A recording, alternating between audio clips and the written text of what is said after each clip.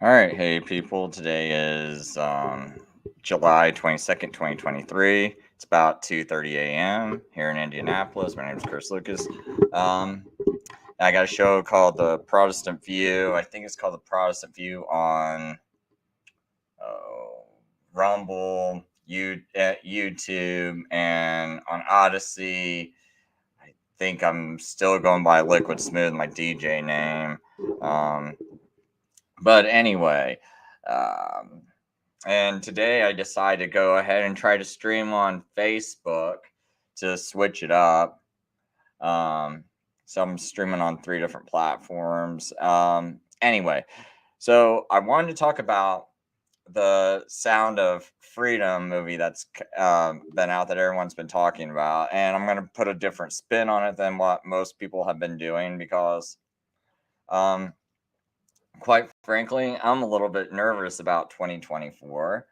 Um, I mean, I got security and Christ and all that, but I mean, still, I'm pretty sure, when people face troubles or see troubles coming up, that you still feel anxious because you still don't know what you're going to wind up seeing your children go through, your family members going through, your friends going through. And even it could make, if you're just kind of like a person, a lone wolf yourself, I mean, it can be a little bit scary just, you going through it, and I just think some really bad things are coming up because people still haven't woken up.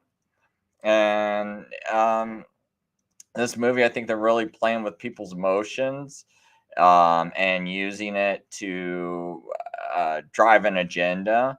I don't think things. It's like I understand people's hearts and wanting to do the right thing and feeling sorry for these children. But the thing that's bothering me is just I feel. I mean, from the get go. I mean, I'm trying not to, look down on things. I'm trying to, find like silver linings. But at the same time, I know what kind of world we're living in. I know what happened in 2020. I saw it coming from 2016. I mean, I was scared. I felt like I would say actually probably all the way back in 2008. I was seeing something like what was going to happen in 2020 be set up. I just didn't know when it was going to be. Um, and I thought they might, try to do something. Uh, Maybe if they were going to have like, I at first kind of thought maybe something like this might be planned for 2012. But I mean, the signs still pointed to like Obama winning, but I was like, quite possibly, you get someone new in office and everyone thinks that this person's going to be like the Messiah and Savior. And I felt like people couldn't hardly wake up from George Bush. And I do want to show this one little image of George Bush because I remember back then when he nominated Judge Roberts to the Supreme Court. Nowadays, everyone's like, "Oh, Judge Roberts, he's a rhino. He supports the gay agenda. He supports open borders. He's anti-gun." And it's like, but I was telling people before he even got nominated that I don't know why you guys are like thinking this is a good thing that George Bush is getting another so-called conservative on the Supreme Court. I said this guy's not conservative. Did you ever read his Supreme Court his lower circuit court record? And he represented a case for like it was like one at the time. It was one of the he helped win one of the biggest gay uh, lawsuits for like gay rights or something like that. I can't remember what it was off the top of my head. But I mean, like this stuff was easy to look up, and you gotta think. Here I am, a guy that was working 90 hours a week at the time, and I was trying to do this kind of stuff with my free time.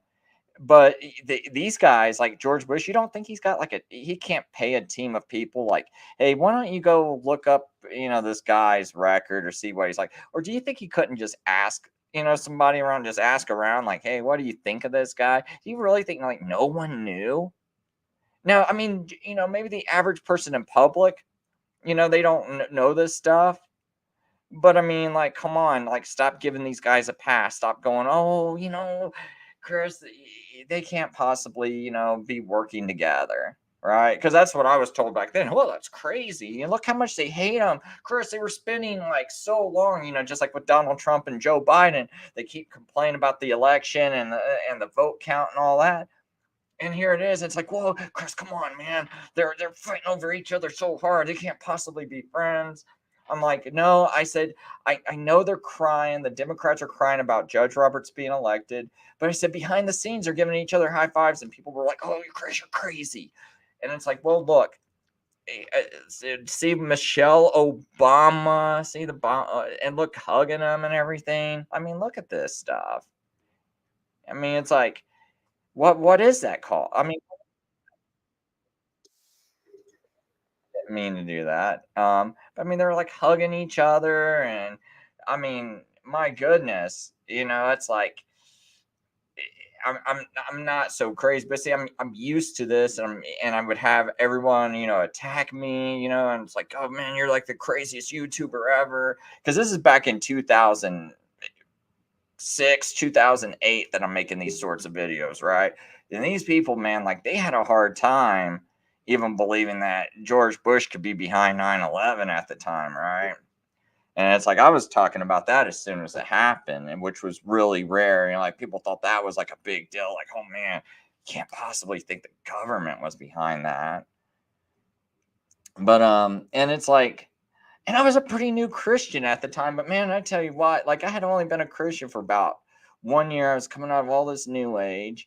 And it's like my eyes, were just like open. And it's like, but everything felt really unreal to me because when I go to the churches and stuff, I'm like, dude, like I feel like these people are dead around me. I feel like they're not really there, and it's like, but I don't know if I'm crazy because man, it's like I'm like maybe I'm the one who's messed up, but it's like now after like 10 years of watching this stuff and see even when I made those videos originally, I was like, am I the crazy one? Like I wasn't sitting there like, haha, I'm so much smarter than everybody. No, I was sitting there like still wondering, am I crazy? Like, don't other people see this? I mean, that's part of the reason why I made these. To be honest, I really thought when I pointed this out to people, people be like, "Whoa, dude!" Like, I didn't think I was gonna like people were gonna fight me and be like, "Oh, Chris, this is crazy." I thought as soon as I showed them the evidence and showed them like all the documents and everything, people would be like, "Whoa, whoa, wow, man, dude, you're right," because I didn't think I was anything special, right?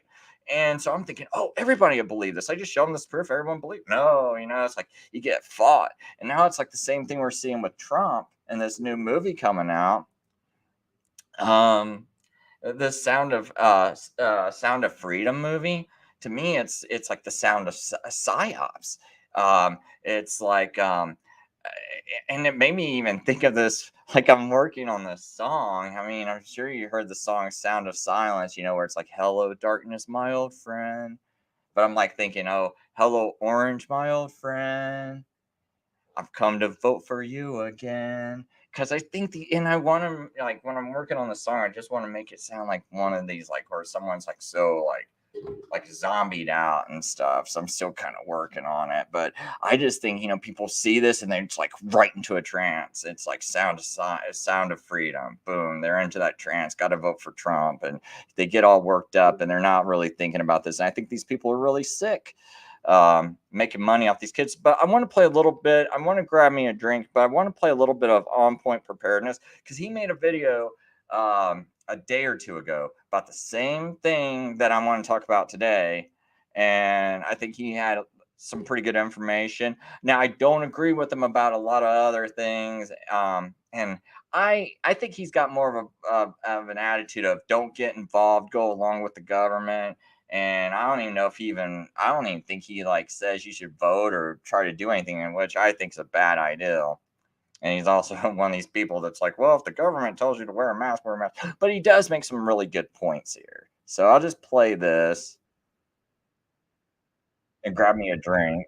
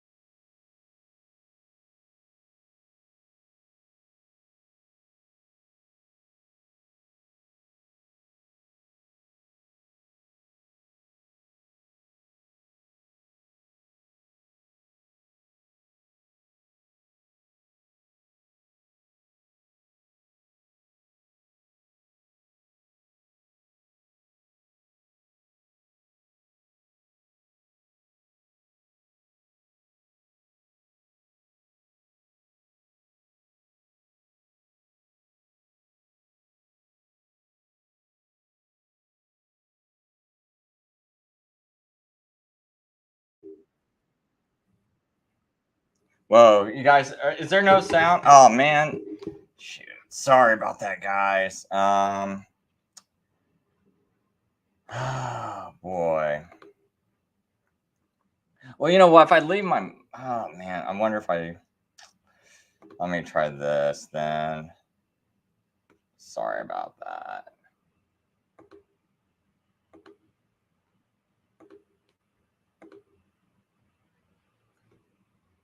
Okay, let's see if this should work. Hopefully. Is Here, I'll kind of go back about 30 by minutes. people that are not righteous but claim to be, by people that claim to be Christians but really don't have the true gospel.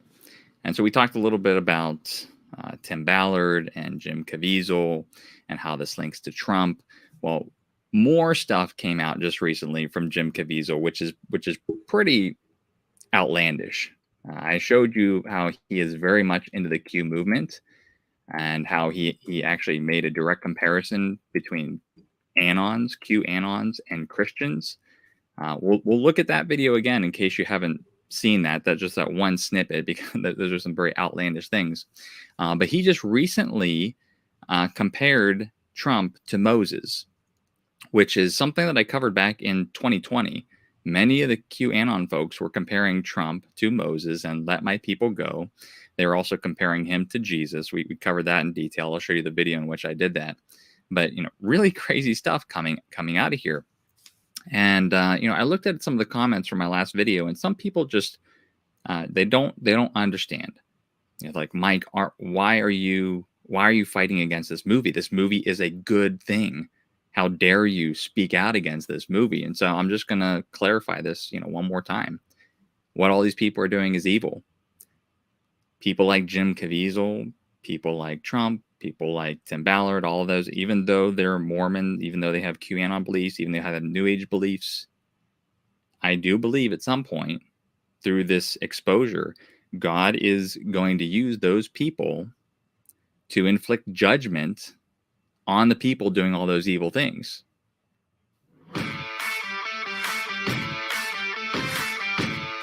My name is Brandon Colwell. God uses evil nations, as part of His strong hand to inflict discipline and judgment on other nations. And so I think that's all going to happen. Looks like my camera is wigging out here, so sorry about that. But all that aside, we cannot join hands with these people. We cannot become unequally yoked with these people. And we have to be very careful about it. Because right now, there's all these quote-unquote Christian movements being led by people that have different gospels. And it's really sweeping not just the nation, but the world in terms of, taking down tyranny, taking down the ped rings, taking down all this stuff. And my fear is that this is going to lead to a type of delusion. So let's take a look at what Jim Caviezel said here and get rid of my choppy screen. So here it is. This was just within the last 24 hours. Take a look at the title too. Crowd-funded Christian movie, Sound of Freedom, goes over $100 million gross income. Tops Mission Impossible. And the star, Jim Caviezel, calls Trump a new Moses on Fox. Another one. So this is news everywhere. Like I said, the Sound of Freedom thing, it is being heavily popularized by the media. Even if it's negative news, it's still giving the movie even more and more popularity because people are questioning, what is this? Maybe I should go see it. But so this is no small thing. We've seen this agenda, if you will, of taking down the deep state, taking down the cabals, taking down the tyrannical elites and their elite rings. We see it gaining momentum week by week, month by month, year by year. But let's actually listen to what he has to say. Now, he makes a comparison saying Trump is the new Moses, but I'm still Jesus. Now, if you actually listen to the tone of what he says, now, of course, he's joking which it shouldn't even be a joke, right? You shouldn't even really joke about you being Jesus, even though you're the actor. But when you listen to the tone of his voice, he's not really joking about Trump. And he talks about Trump being the new Moses multiple times. So let's have a listen here. We'll take a look at this shortened clip. Make sure you guys can hear this. We have to do a lot more, and we got to start with Donald Trump. What do you mean? Well, he's got to be in there because he's going to go after the traffickers. Do you think he understands that? We were with him last night. Oh, I didn't know that. Bedminster, yes. Oh, We so showed- he's going to be moved to do something. I didn't know that. Oh, He wasn't he's here gonna. last night. This is the new Moses. I mean, I'm still Jesus, but he's the new Moses. Pharaoh, let my children go free. All right. I did not know that was an impressive screening at Bedminster, I guess. Eduardo, Jim Caviezel, great to see you again. Yeah. Congrats. I mean, just check out the tone, right? He says, "I'm still Jesus." I mean, that part you can see an inflection in his voice that he's sort of joking. But when he talks about Trump being a Moses, again, Caviezel is very much in the QAnon camp. And I'll show you in my 2020 video. This is all that they were posting. They were saying that Trump is Moses. But listen again to what he has to say here. I mean, I'm still Jesus. He wasn't He's here gonna. last night. This is the new Moses. I mean, I'm still Jesus, but he's the new Moses. Pharaoh, let my children go free. All right. And I he's did not very know that serious was- about this.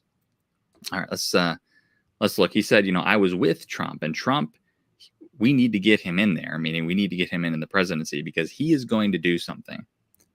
So they're having talks. Actually, let's see. I don't know where this was. They said Bedminster or somewhere, but special screening. Trump even had a speech there. You can see Jim Caviezel over there on the left. Trump here. He's congratulating Tim Ballard. Tim Ballard was there as well, and just saying, this is something that we need to take care of.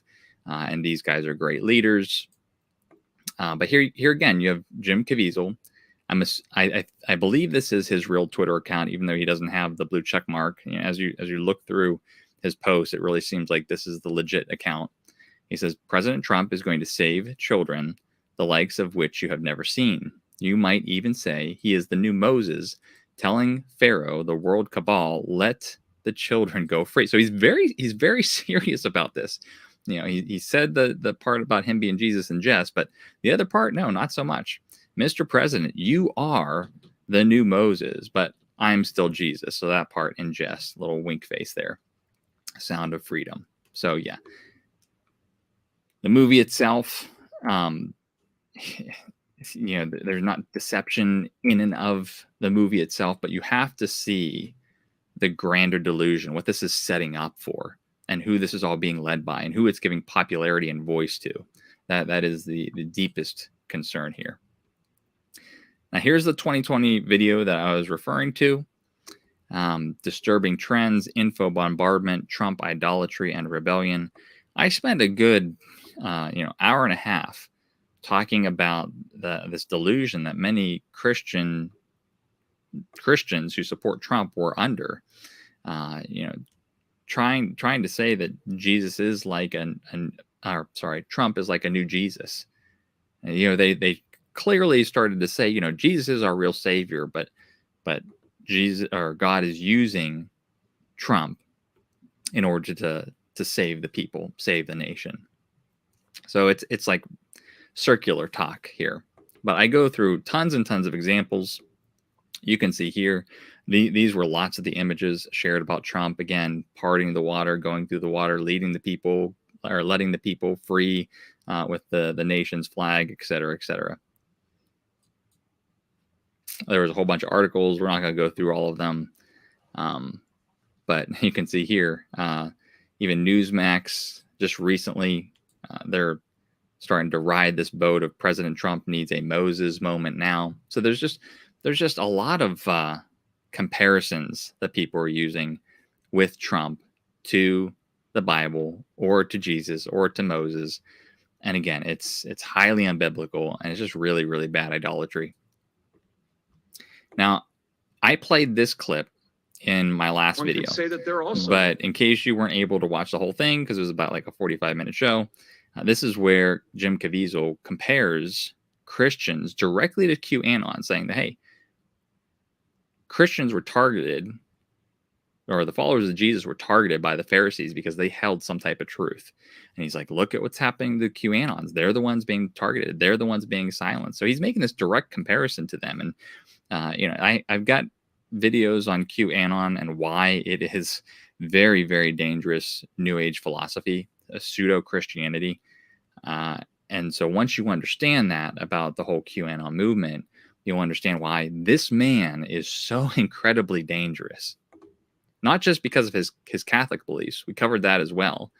How he talks about Mary is the co-redemptrix along with Jesus. It's a Catholic belief that was practiced all throughout Catholicism, but was really brought to the surface by Pope John Paul II. Aside from the Catholic stuff, again, very, very New Age with the QAnon roots. But listen to what he has to say here. One could say that they're also racist, but they don't go after those. Only the QAnon.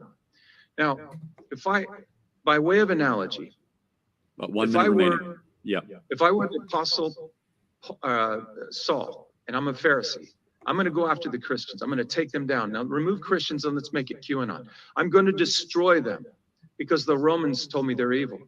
I'm going to destroy them because my own church staff, my fellow Pharisee said evil. I'm going to take them out. And then you find out it's not QAnon, it's Q and Anons. And Q puts out a question, and you're not allowed to ask questions anymore.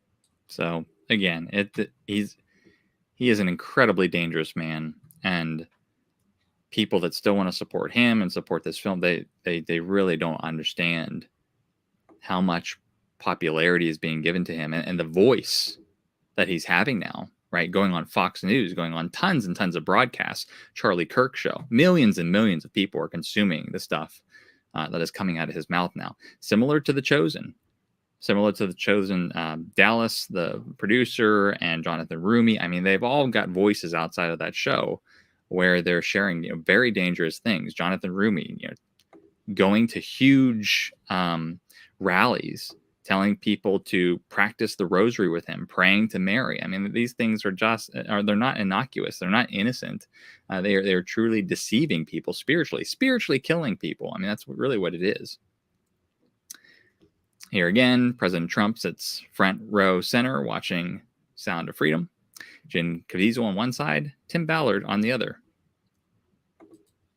All right. But that's all I've got to say about the Sound of Freedom thing, in addition to what I had last time. But it's not just Jim Caviezel saying outlandish things. I want to cover one more thing that Trump just recently said at, what was it, like a CPAC or no, Turning Point Action Republican conference. So if you're not aware of this, I detail this again in Disturbing Trends, this info bombardment video I did back in 2 years ago. But Trump says a lot of very strange things. Very, he's like an enigma, and it's very sort of like insidious types of phrases. He'll stress certain things that seem to imply more than two meanings, more than just its surface meaning. There's like a hidden meaning under it as well. One of them. So I'll play this for you just real quick. I don't want to get a copyright strike, but. Let's see, this was back six years ago. He reads the snake poem and talks about how a woman finds this injured snake, takes the snake into her home, tries to care for the snake, and then the snake bites her, and then she's dying. And she's like, why have you hurt me? I took good care of you. And the snake pretty much says, oh, you're a silly, dumb woman. Why would you ever let a snake into your home? And so the surface level, the very apparent context is a lot of people thought it was due to like immigration, just letting everyone in, and then the snake bites you. And that's actually, I'm saving it for another video, but that's what a lot of people are saying is happening all over Europe, and especially in France with the what seems to be a lot of the migrant riots that were happening up there. That's the surface level interpretation. However, the background, hidden maybe spiritual interpretation of this, which some people believe, is that he's actually referring to himself, that he wooed the church and he wooed the nation, and he himself was the snake, and is essentially, will destroy the nation.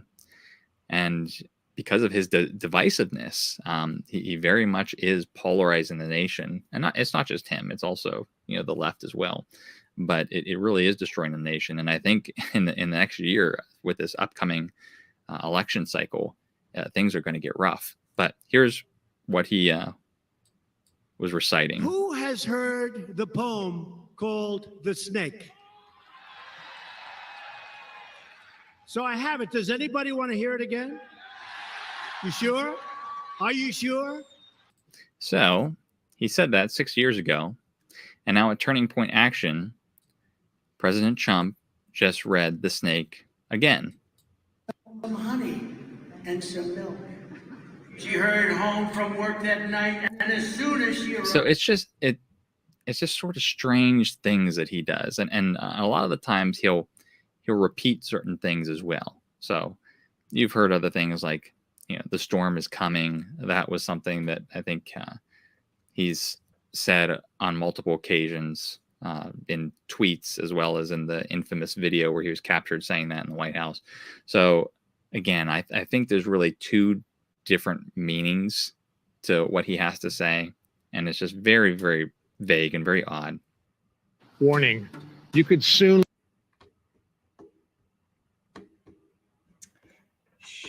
I guess I got to play this part. lose your job because of what's happening inside this building you see behind me. I think here's another one. This here. So Trump, as I've covered before, is a very violent man. If you look at people who have been physically harmed by him, women who have been physically harmed by him, he is a very violent man. And based on what he's said in the past, he hates traitors and he will get utter revenge on them.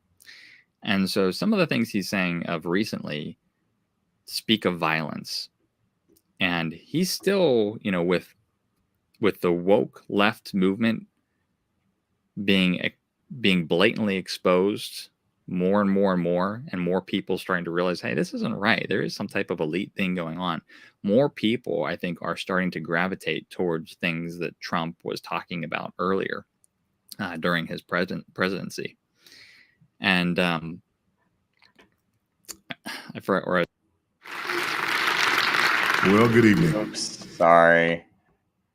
I was trying to respond to a comment that I saw. Let me go back because I saw someone's comment in the chat and sorry, I'll get back to this part, but hold on. You don't think, why won't it pop up? There we go. So the freak, you don't think Trump is a snake? I mean, here, I'll play something for you, because I don't know. I mean, let me read all your comments just to make sure I'm not it sure isn't Trump, because I lost all my freedom of speech while Trump was president. I had freedom of I was starting to lose it under Obama. I never lost it so much under Trump. And that was just questioning his warp speed, watching my sister die from it, which I blame a lot because she sure seemed to be doing okay until she was forced to take it.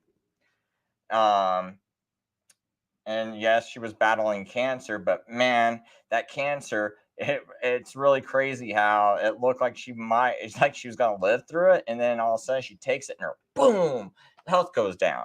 Now, I heard a bunch of people just cheering Trump, as he's doing warp speed. And it's like, yeah, I'm going to give you a vaccine. And everyone's like, USA, USA. And you can't say, no. That's not why they were cheering. Yes, it was. He's the one who created it.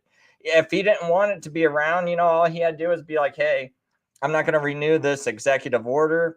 And all of a sudden the emergency order goes away and they can't do warp speed, because warp speed doesn't happen unless you sign that executive order. No emergency order.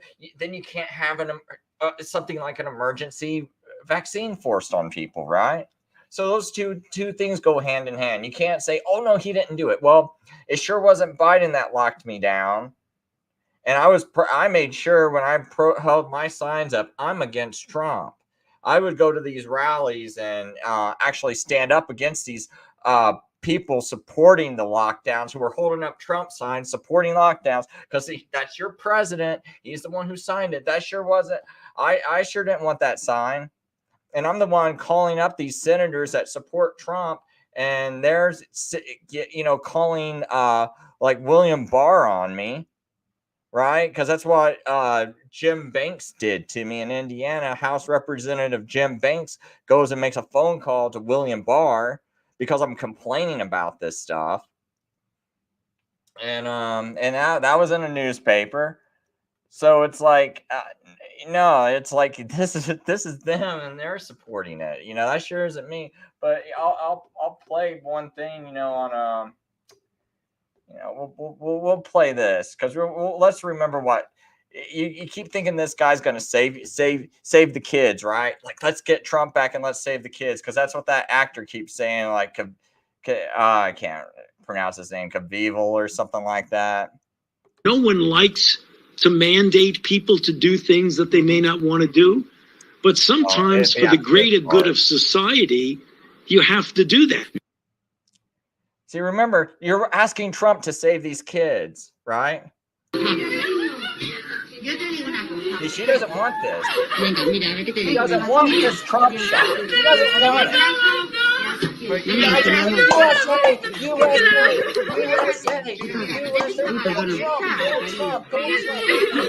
Trump for Trump. It's like, Trump,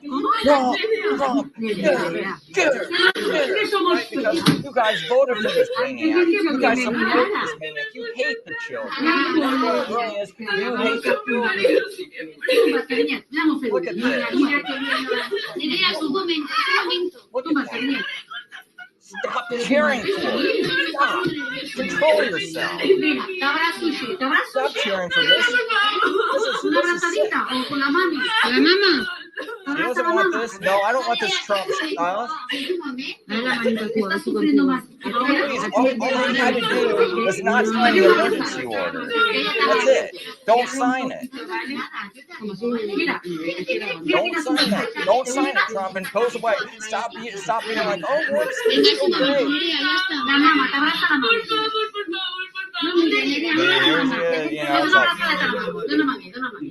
There's some people that didn't want this. This is the reality. When you keep supporting this guy, this is the reality. This is the reality. They don't want this stuff. Might have myocarditis from it now. Yeah, remember. But you guys got this all twisted in your hair. Oh, but he's going to save us. But what did he do? What did his warp speed really do? When you had him in office, did he save the children? I think a lot of them got hurt, didn't they? Or maybe you don't think so. You think this stuff's okay. I think a lot of them got hurt. I'm sick of it. You know what? I mean, it's like, I had a webpage, where it's like, hey, I'm trying to run for office. Guess what? My page gets erased. How do I run against these people if Trump is not going to do anything? Do you think Trump ever came around and was like, oh, I'm going to look around, and try to help people out, who are trying to do the right thing? No, I never got any help. He doesn't do anything to help the little people. This is a bunch of all controlled people, all working together. You got these people that are just scratching each other's back, patting each other on the back. Like you got Alex Jones, this whole group that sits there, promotes Donald Trump, and then people are like, "Oh, he's telling Alex Jones is telling us the truth," and Alex Jones is going around like, Donald Trump is trying to create the safe shot. He's gonna, and he's trying to beat Bill Gates, and then I go and I show you the Twitter of who Donald Trump was working with. So, because that's in my video. Did I find this safe vaccine Alex Jones was talking about? You'd have to go on Rumble, I think, to find that video, or Odyssey. Odyssey's got most of my stuff.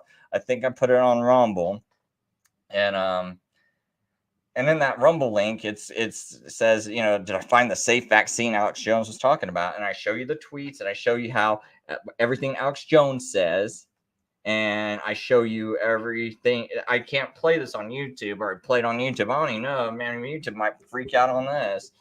They might freak out that I just put the word psyop in the description.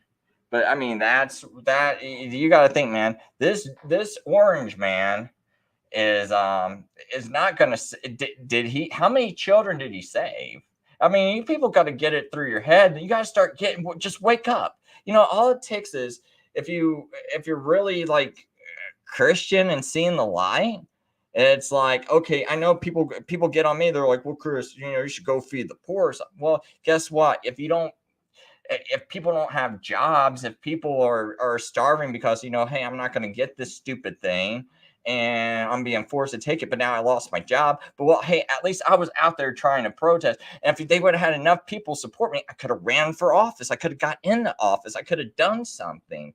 But you always got these people sitting at home complaining, crying. And it's like they don't do anything. And it's like, when Sodom and Gomorrah, I bet that place that was a city that probably had close to 100,000 people in it. And you know what God said? Did God say, well, if we can get like 10,000 of them, 20,000 of them to do the right thing, I'll save the city? No. You know how many it took to save that whole city? Just 10 people. And I can say that, in my real life experience, that's really all it takes, man. You'd be surprised that just one person speaking up at the right time, what it can do. The one person speaking up in the right place at the right time. But a lot of times that one voice, when it's like mine, I go to these large events, and it's like, it's real easy to be like, well, that's just one guy and he must be crazy. But as soon as I have like two people start to say they agree with me, just even two, right? Go, hey, that guy's right. Let him talk. It changes the whole thing. It's like the rest of it's like it starts to cause a domino effect. So I can only imagine if there's 10 people supporting one person and trying to do the right thing, right? Like 10 people at one of these events, it starts to sound way different to that whole crowd. Especially when you know your facts and you start saying your facts, it starts changing things. And I don't know. I mean, people say, "Oh, Chris, you're trying to do it like some worldly way." No, I'm not asking to join in with like, oh, we got to go fight this one sinister boogeyman. But what I am saying is, we do have like kind of like a natural, just like I think we have a natural duty, just as a Christian, to go out in our community. And it's like, I mean, is it horrible that a Christian becomes a cop, a police officer, a firefighter? Is that horrible? Is it horrible when a Christian runs for office? I think what this is it's a lack of apathy. I mean, it's a lack of empathy. There's a lot of apathy in our society. And I think no one goes out to this, because I tell you what, it's a big difference when I just have one or two people. And I used to go to these Republican meetings. Now I had to take a job due to everything going on where I can no longer go to these meetings.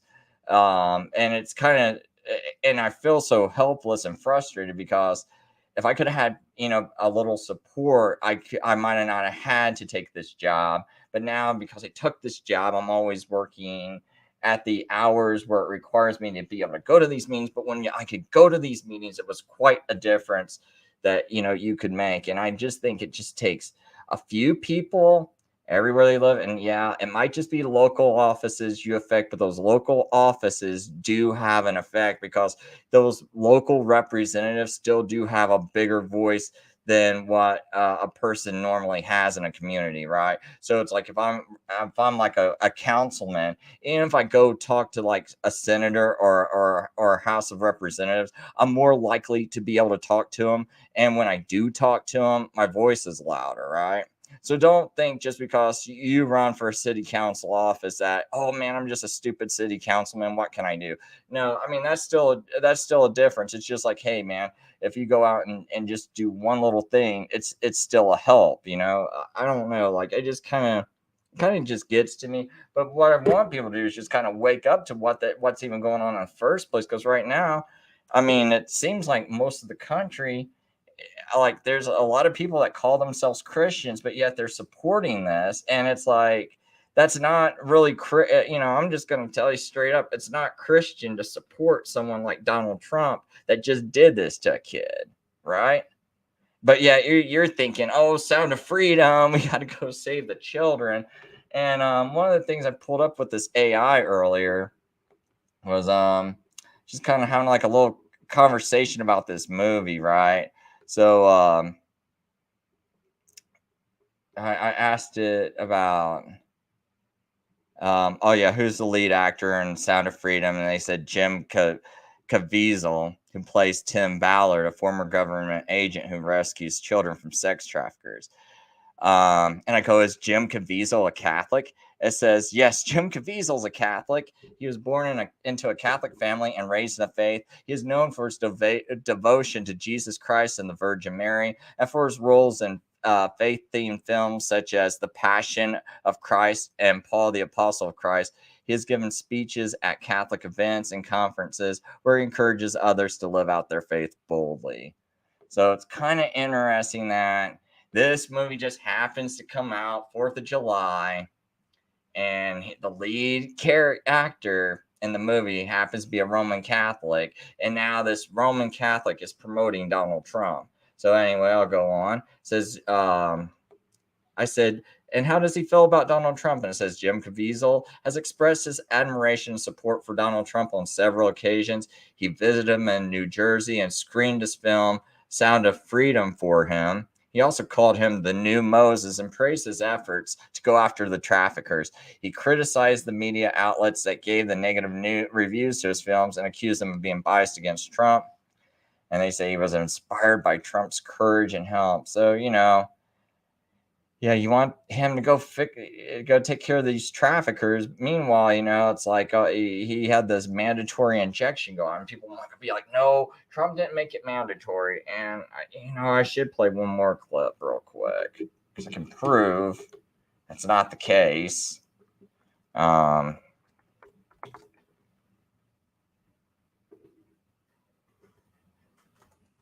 Let's see here. I'll just play this quickie clip right here.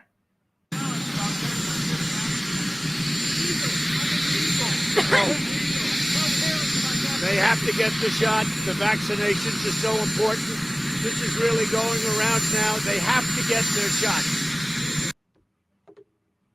See, they have to get their shot. Now, that was just for measles. It wasn't the most deadliest virus of all time like COVID is. It's just the measles, right? And they have to get their shots. These people were begging Trump, Donald Trump, please. They're removing all these regulations and laws, and they're trying to make the measles vaccine mandatory. They were doing this in 2017, right? And they're like, man, please, Trump, please, please, please, please, for our kids' sake, please stop this. And he's like, nope, it's really going around now. They have to get the shot.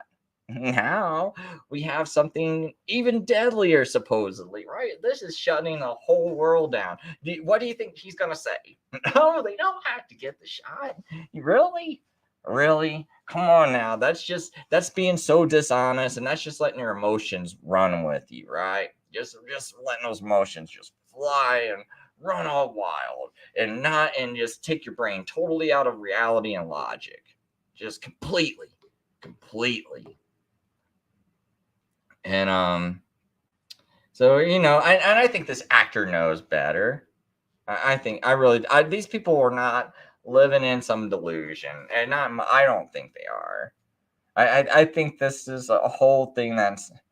I'll get to something interesting though. But anyway, I said, has there ever been any other references of Moses to Trump?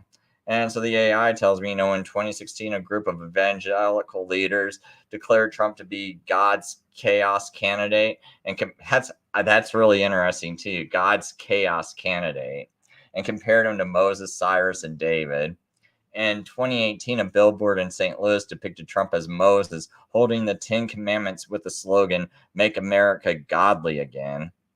In 2020, a rabbi in Israel claimed that Trump was the reincarnation of Moses and that he would lead the Jews to a third temple.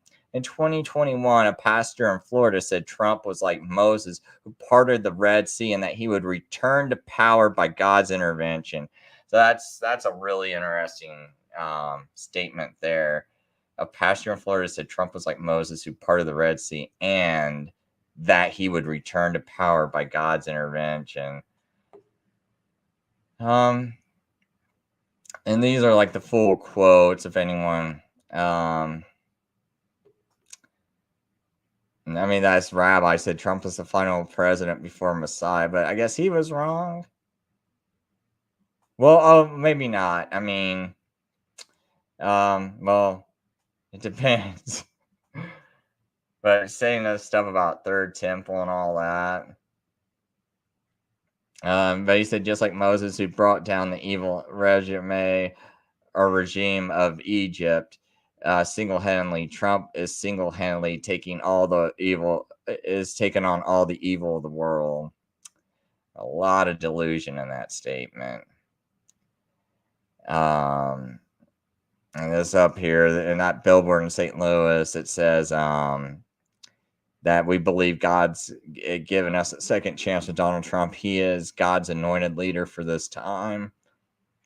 And this quote in 2021 by that Florida pastor, he says, God has chosen Donald Trump for such a time as this. He is not done with him yet. He's going to bring him back into office by a miracle so powerful it will make history. Just like Moses stretched out his rod over the Red Sea and God parted the waters, so God will stretch out his hand over America and make a way for his anointed leader. This is this guy, that killed, like really pushed an injection that many people find questionable, right? And he was bragging about it. So you can't say, oh no, he doesn't want to take credit for it.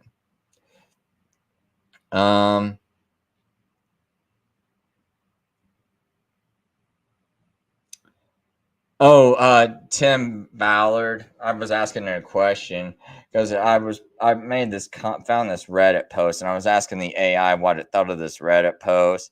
There's nothing really interesting in that.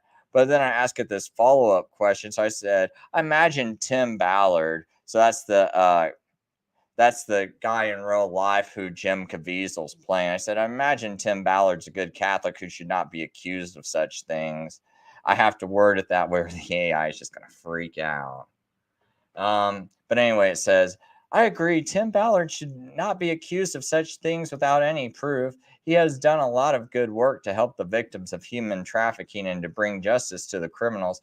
As for his religious affiliation, I don't know for sure if he's Catholic, but I do know that he's a Christian who has expressed faith in God and his gratitudes and blessings. Hold on now.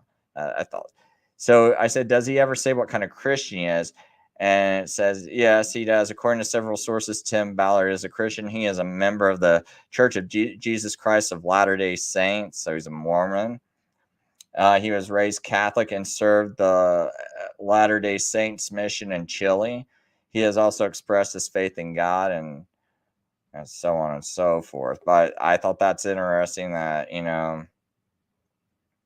this guy, it's what's really interesting to me is that you'll never see a Protestant hero at all, right? And it's not because Protestants are lowlights. I don't know. Maybe the country has gotten that depraved, but it's just like, is this really happening just because Protestants are just?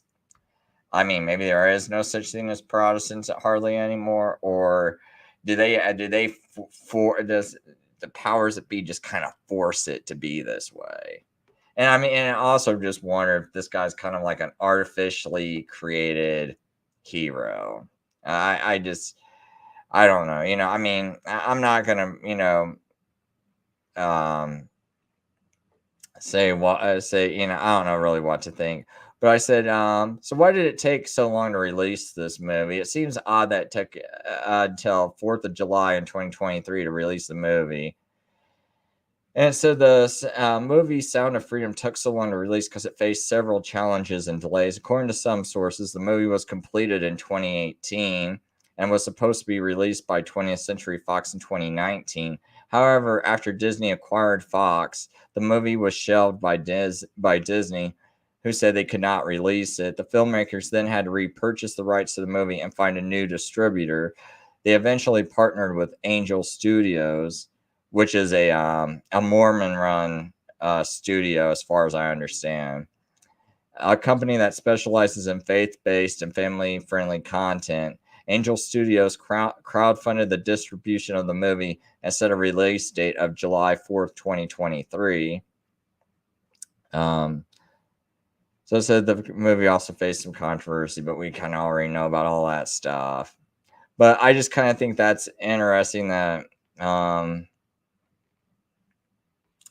know, it's a Mormon company that winds up pushing the movie. But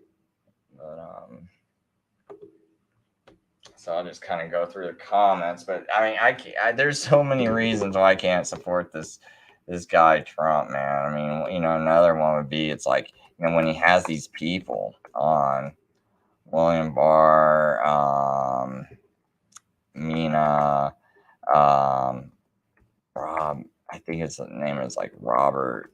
His code name was like Robert Johnson. I think that's how we'll find it.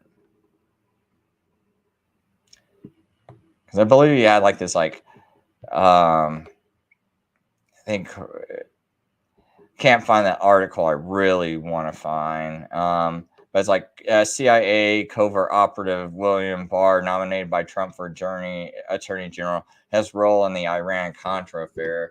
And for people unaware of that, it's like where, like during the Reagan and Bush years, what they were doing was they were flying these planes in to this, you know, to get them refurbished to a place in Mena, Arkansas, where Bill Clinton happened to be governor at, right? And so they're flying these planes in there with drugs and flying them back out with weapons, right?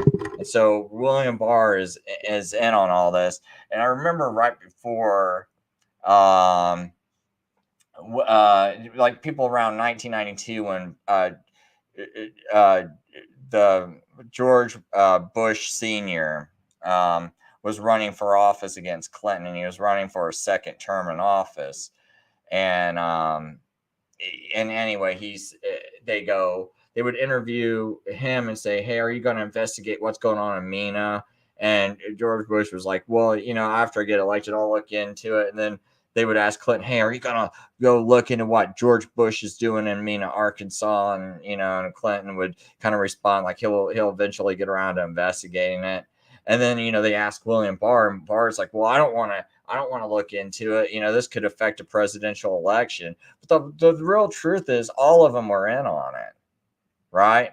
So you think, oh, Donald Trump's going to save us, you know, he's going to get rid of the deep state. William Barr is the deep state, and we're another Roman Catholic too, right? Like all these people I'm bringing up, you know, it's all Roman Catholic ties. Like Donald Trump wouldn't even nominate anyone who wasn't a Roman Catholic. I mean, it's like everyone I know of almost has a Roman Catholic connection. So I'll read a little bit of this. See here. I don't know if I'll read this article. I don't want to go into it too much. I just kind of brought it up to let people know, like, you know, when I'm saying all this stuff, I'm not just like kind of pulling it out of the thin air. Like this really is a thing. You know, it's like this guy really did. I'll just kind of scroll through it all. If people want to read it on their screen, they can pause this. Maybe pause it later. But there was like a lot of drug smuggling. They were using a plane refurbishing site, so everyone would just basically be thinking, oh, they're just refurbishing planes. And, you know, just so happens that, you know, in Nicaragua, it was the Sandinistas, I think that's what they're called. Like they were against the Catholic clergy rule of Nicaragua. So they wanted to like overthrow it. And the Contras were a Catholic group.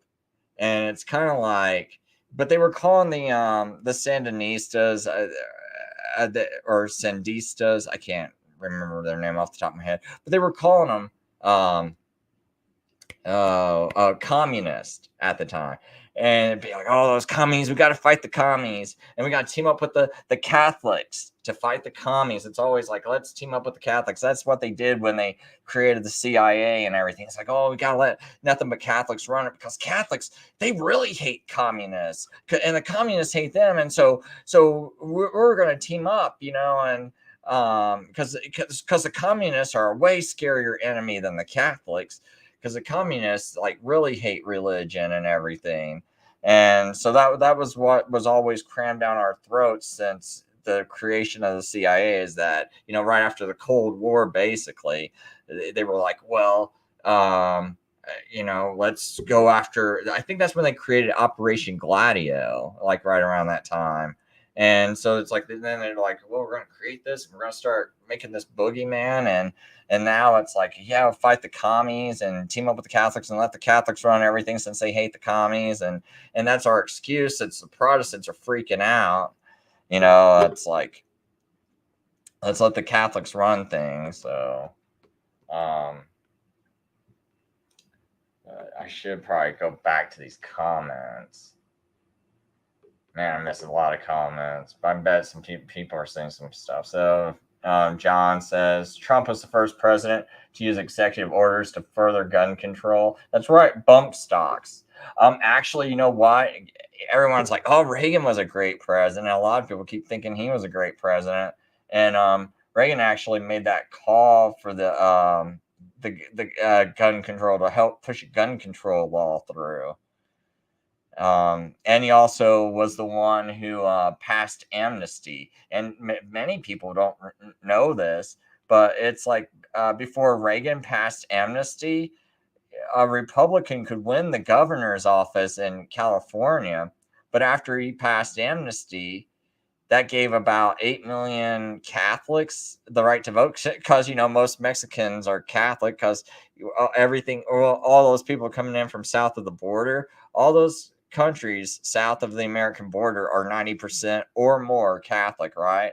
So they're leaving these Catholic countries because they're poor, because that's just what, nothing really good comes of the Catholic Church running your country, basically. So they all flood into America. And when they come into America, since they're Catholic, they're told to vote Democrat. And that because if you go on these Catholic websites, you'll see them every once in a while. They'll be like, "Oh gosh, I feel so bad about voting Democrat, but I feel like everyone's telling me to."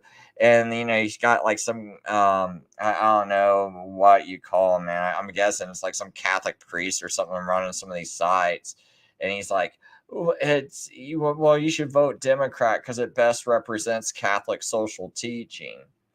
And then I just kind of think Catholic social teaching, and look at the Democrat Party, socialism. Everyone, keeps talking about how, like, what a socialist party the Democrat Party is. And you keep thinking, well, they keep pushing Catholic social teaching. Do these things go hand in hand? It sort of starts to look that way and feel that way.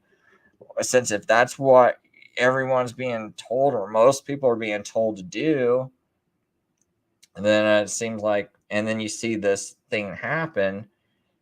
Because the Pope could easily be like, oh gosh, look at these horrible Democrats, don't vote for them. And you could make America form another party, because it'd be like, well, we can't get these Democrats elected because no one wants anything that they're doing. But obviously, if the Catholic Church didn't tell people to vote for them, they couldn't win. Got 35% of the voting population. It's like, you got a lot of power. In fact, having like over 1 billion Catholics worldwide, and considering, most businesses run worldwide, when they ship goods out and things like that. And you got a market of 1 billion people, you kind of don't want to offend them. So you got that boycott fear, you got that, you don't want that pushback from them. So, so you kind of don't want to even attack them. That's why a lot of these online media people, even alternative media, they don't want to say nothing bad about the Catholic Church. They'll say everything else. They'll talk about the Jews, everybody else controlling it, the Masons, all this other stuff. You'll notice they'll never talk about the Catholic Church. But,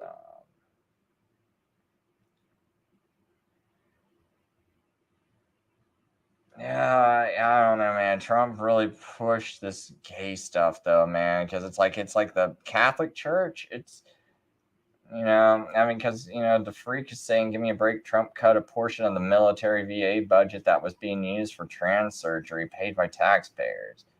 Oh, you know what? I should probably, in case John wants to come up here or someone like around my wheelhouse, could have invited people on. I forgot to throw out that StreamYard link. But yeah, if someone wants to come on, they're in the same line of thinking I am, you're more than welcome to, and I'll let you on my show. I ought to try to. Well, I know how to do this on YouTube. I don't know how to do this other places, or make that.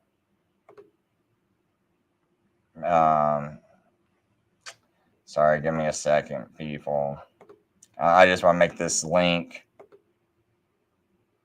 If I can put it at the top. All right, give me a second, people.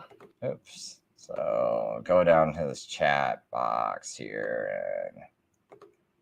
But yeah, hey, if anyone, wants to join in and comment on this stuff, but I got a lot of issues, man, with Trump running for office. I just think we really got to look for someone else. And, Shiva Dore is trying to run for office. I think that's crazy because he's Indian and he's not even qualified. Hey, John, what's up, man? If you got anything you want to hop in with, you just go right on ahead, man. Do you hear me? Do you copy? Yeah, I copy. Yeah, I mean, if people want to know about Trump, here's another thing that Trump did. These Christians. Trump, he owned the Miss Universe pageant, right?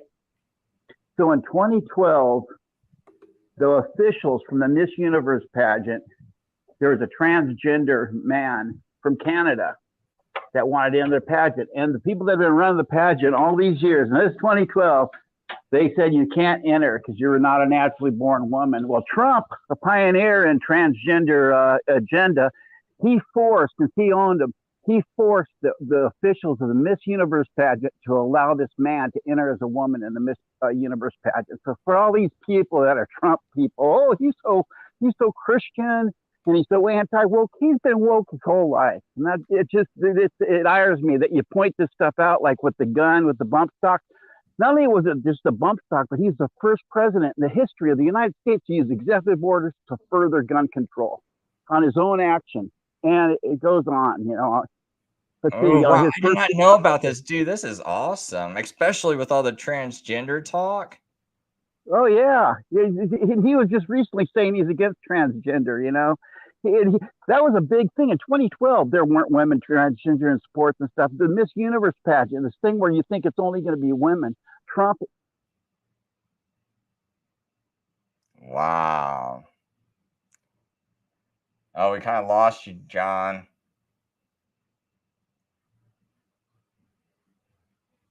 Oh, hopefully he comes back. For some reason, I can't hear a word you're saying, man. Like your mic's not muted. David Dan Trump, he calls him a New York Democrat.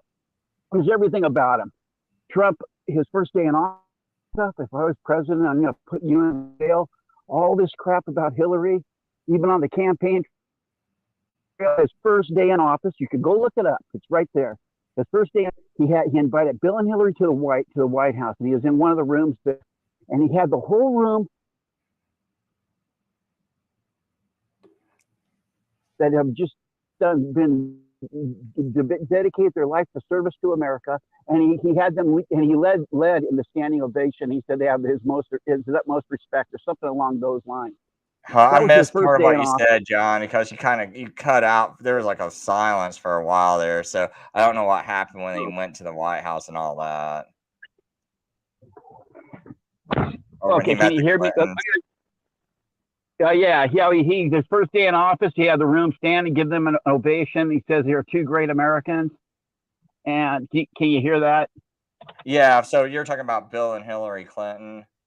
Bill and Hillary, but on the whole campaign trail, he was saying that Bill and Hillary, she'd be in jail.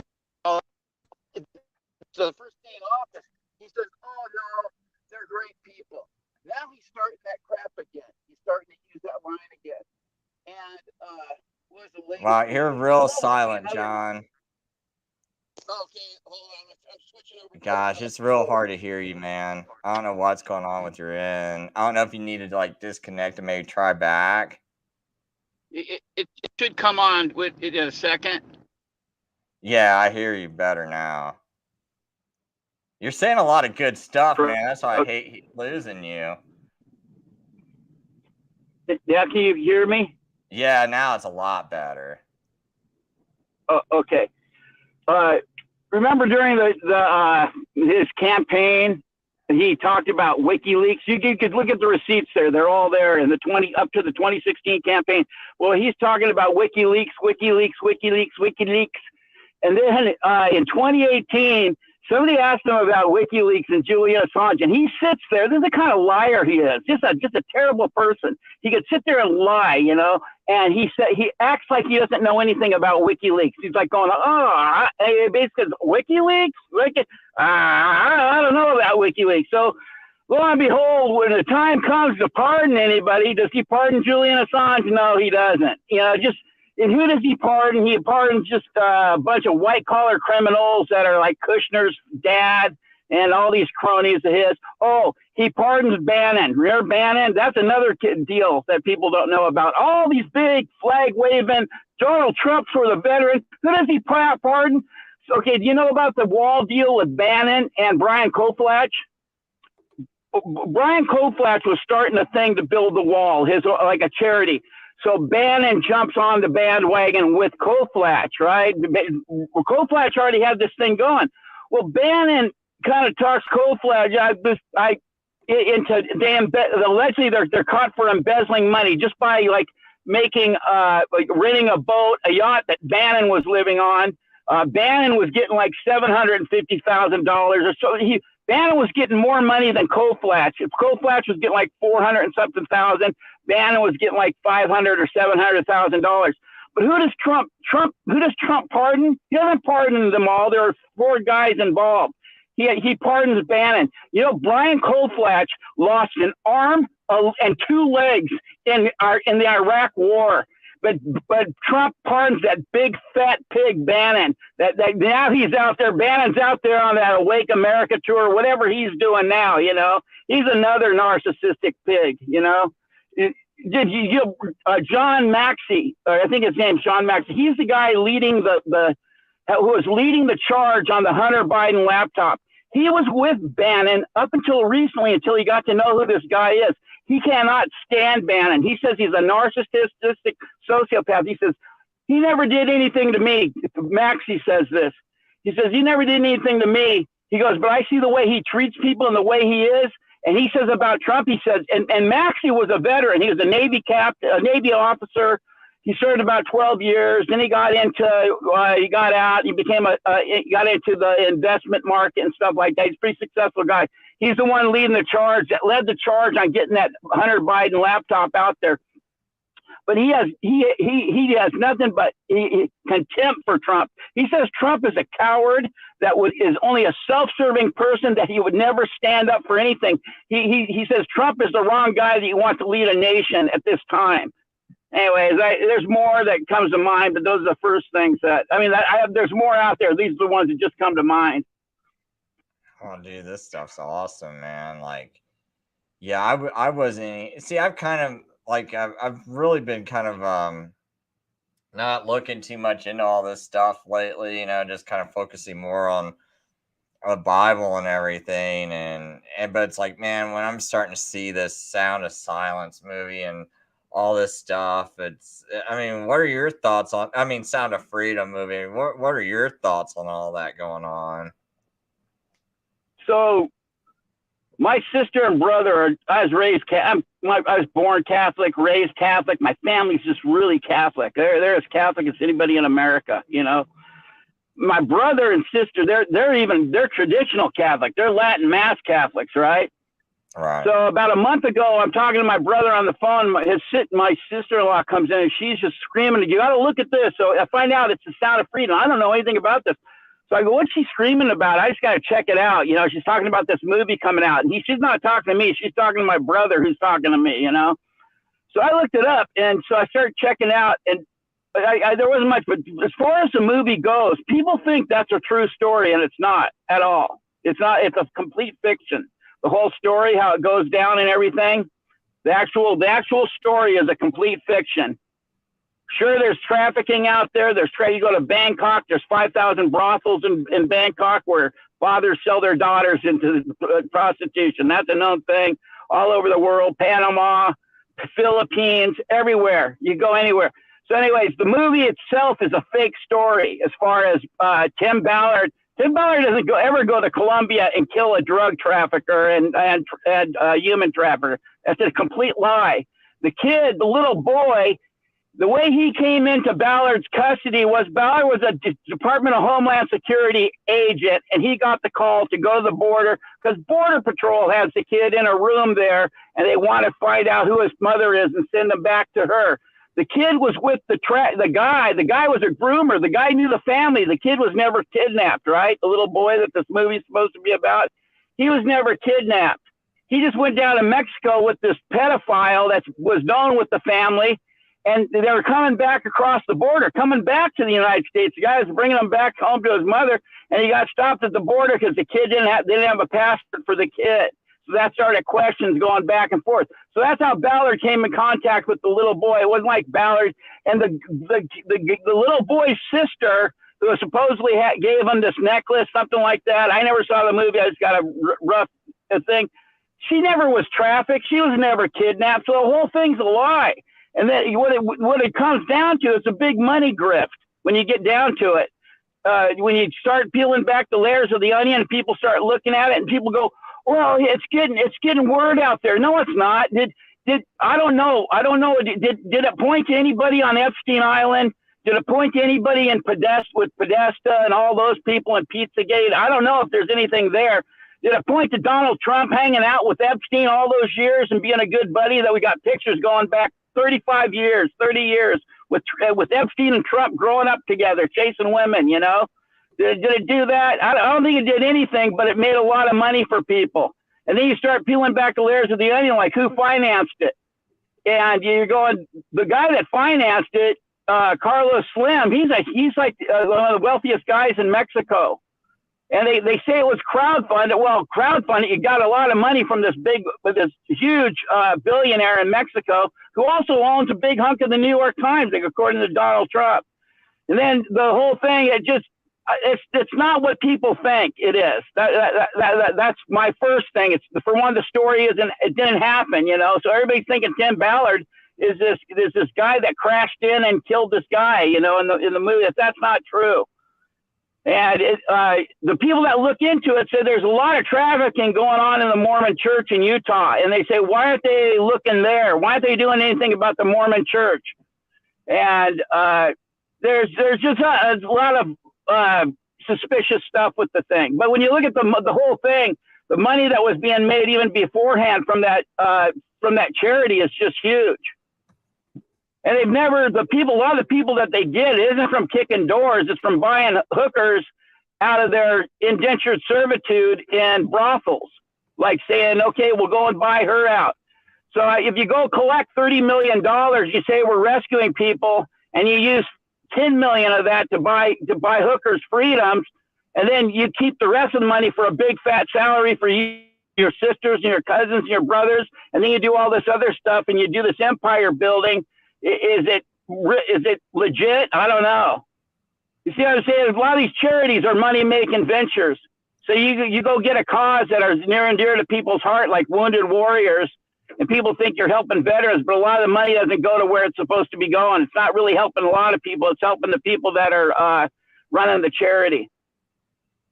Yeah, I believe that too, because I just think there's just too many people still hurting for all these charities to be doing the things that they say they're doing. Gosh, I'm trying to think of I also think of things like the NRA It's like I don't really Oh, think yeah. that they. I think they're more of just a front to control the votes. Like okay, I'm pro gun. You're pro gun. I know a lot of people are pro gun, but if you go give the money to the NRA, I think there's a lot of times where they drop the ball on pushing the gun movement. Because like I remember when Plaxico Burress accidentally shot off a gun, in a nightclub. Me personally, if I'm in the NRA, I would have defended his rights to carry a gun. And then you're like defending a black guy, and then that's like, yeah, he shouldn't have unloaded the gun. That's what I would have got his charges reduced down to. It's like, instead of just having him, because I think what it was he got it worse because, in New York, you're not even allowed to carry a gun. And they should have. He got 2 years on that. Yeah, because it's one thing, I can understand like, reckless handling of a gun and you get in trouble for that, but he shouldn't have gotten any trouble just because, he was carrying around a gun, in my opinion. But I don't know. There's probably better instances than that. But I just think there's times when the NRA could have stepped in, and instead of like making it seem like because I think most minorities, they might think the NRA is more like, okay, like a white person type thing, that's Whitey's thing. And I think if they would run out and help a minority every time a minority got in some bogus trouble, with like law enforcement, they were always running to the minority's help and making a big public scene out of it. Okay, now suddenly you're getting, not only are you you're going to create less resistance, and so so that's why I think about a lot of these organizations. It's like, are you really doing what's best, to push this agenda forward? It just seems like it's more like a money grab, and then let's figure out how to funnel money to someone like Trump, who we control, or George Bush. Yeah. Hey, when you think about the NRA, the NRA, people that are really, well, there's a lot of people I talk to, the NRA, they don't even, they have contempt for the NRA, Lynn LaPierre and stuff. Here's the deal. There's a group called Bearing Arms. It's a Second Amendment advocacy group, right? Right. They gave Trump terrible. They go look it up. They talk about Trump and they say he's not. They don't think he's a good gun rights person. And they also have articles in there about when Trump, he wanted to ban AR-15s. Trump's on record saying, "What do people need an AR-15 for?" That's your typical New York Democrat. They aren't gun people. They're city folk. They don't ever do anything. What they do is they go to clubs, they chase women, they drink, they gamble, and they like to be big shots. That's New York Democrat, right? He's not out there hunting or fishing or target shooting or anything, right? And then he wanted to ban AR-15s across the board, and he's going to do that by executive order. And he was told by the NRA and insiders in his group that Oh, John, you're cutting out again, man. I lost your chat there, man. These people are hung up on this guy like he's somebody. He's not that person. He is not that John reelect. If he gets reelected, it's because they let him. The controllers let him. Oh, I agree with that. He was set up for Operation Warp Speed. Now, Trump at the CPAC thing, now, all the crap going on in the country, all just the crazy crap, why does he bring up biometric ID and freedom cities with hovering at with drone? Oh, John, you're killing me, man. With you keep cutting out. It's in the Emirates, I think, where it's going to be that like 1 mile long building that's going to have like 5 million people living in it or something, or I forget how many miles long. Have you seen that? Where their plan is going to be like a self-contained little biosphere per se, and your stuff is going to be brought to you in like by drones, and you'll be transported. They're planning on using like automated things. It's going to be one of those things like where you'll own nothing and you'll like it, like what the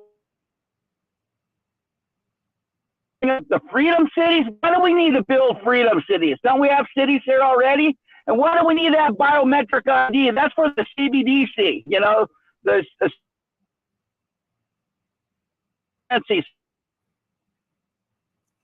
Gosh, Sean, your connection's horrible today, man. It's just Big Brother all over, and that's what he says at CPAC.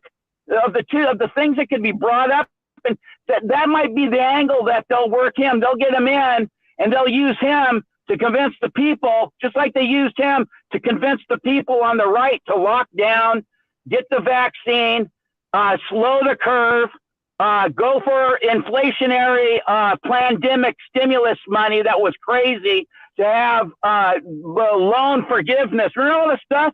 The watershed of the damage that Trump did with that lockdown is huge, and we're still feeling it today. We don't even know what the outcome is going to be because we haven't seen the outcome of what's going to happen with commercial properties that are going to be crashing. You know, when the banks start losing all all these things start coming due. They haven't really come due yet, but when they do, it's going to have such a cascading waterfall on what's left of the economy. And people are so short-sighted they can't see it. But they are happy to get their crappy little $2,000 that's gone by now. And let me tell you, they talk about Biden's inflation. I know that everything was going up before he left the White House because I saw it happen. And inflation is a lag. You put that much money out there, and it takes a while. And it's like it's the velocity of money, and once that money starts getting turned over and actually put into the stream of commerce, and you have more people with a little, it increases the demand when you shove money out there, increases the demand, which causes prices to go up. And all that stuff was happening before Biden even took office. And to act like Trump, it has nothing to do with the inflation that we saw in Biden's first 2 years in office. It's lunacy. It's just that you just don't want to look at the facts.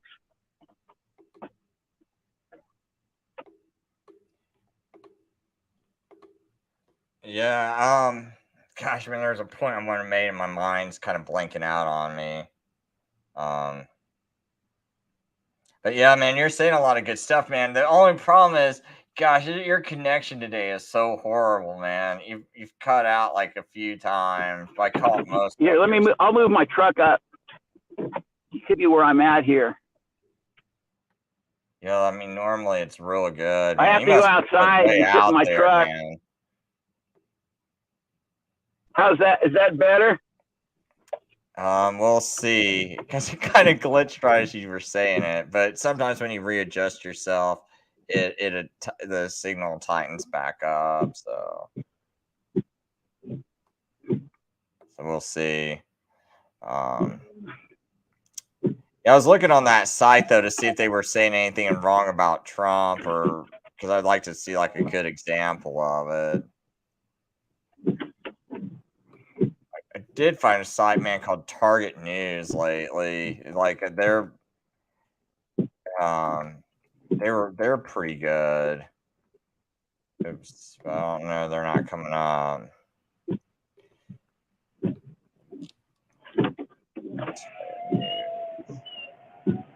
And I guess you still don't have it. Oh yeah, right here, News Target. That's the name of the site. I don't like that some of the. I mean, they still promote some names like Mike Adams. I find maybe a little questionable, and but I did find this one author, man, named Ethan something, man, and it's like at least he was like calling it out and like, oh, okay, you know, is it really a good idea to vote for Trump when he's the one who pushed this whole COVID thing? Like they were pointing out that, so I kind of thought that was good that they had at least one writer that was awake enough to push that. But I just don't know nothing much about this site. But I had somebody issues, man, with Trump. I just cannot believe they still they're still like people are this hyped up, man. I was really hoping it would go away. But I mean, I should have known, man. It's like I should have known it was just not gonna go away. I think I had too much hopeful thinking. Because it really seemed like they had it planned. Like even in 2020, I remember I was on Mark Matheny's show, and in August, he's like, "Who do you think's gonna win the election? When the Democrat is going to become the Democrat vice president?" And I was like, "Oh, I said, unless they want to make it close, they'll probably pick Kamala Harris," because I thought they were going to probably just throw the election. Because I was like, because I already predicted Biden and Biden won, so I was like, oh, they'll probably wind up choosing Kamala Harris to go with them. And I think it's just real strange how it's like they had, to me, they already decided to have them, because I remember this guy, Jared Beck, he made this tweet about Kamala Harris on Twitter, and he makes a lot of controversial tweets, but for some reason, when he made that tweet about Kamala Harris, and this is a year before she even got the nomination, because at the time she was still running to be a presidential candidate, and he made that tweet, and he got his entire Twitter account banned. So, I mean, it's like, so this stuff was going up under Trump. We were losing our freedom of speech. And so why am I thinking it's going to, he's going to help the next time, or that he's going to help when he left? I mean, when he went and made his own social media network, I think that was all just so for his money and his bank account, and to drive people over there that are already brainwashed. And Yeah. I see no positives in it. And then, I see this guy losing his account. I lost accounts under Trump, and he could have easily, okay, yeah, I know the point I was getting around to making. Okay, so he's giving out all this COVID money, right, for advertising the COVID injections and things like that. And so he's giving it out to YouTube, he's giving it out to Twitter and all this. So anyone who wants a cut of this, and it's like he could have withheld it and said, hey, before we pass this package, you guys got to keep honoring freedom of speech, or else you don't get the money. Like, he could have said something like that.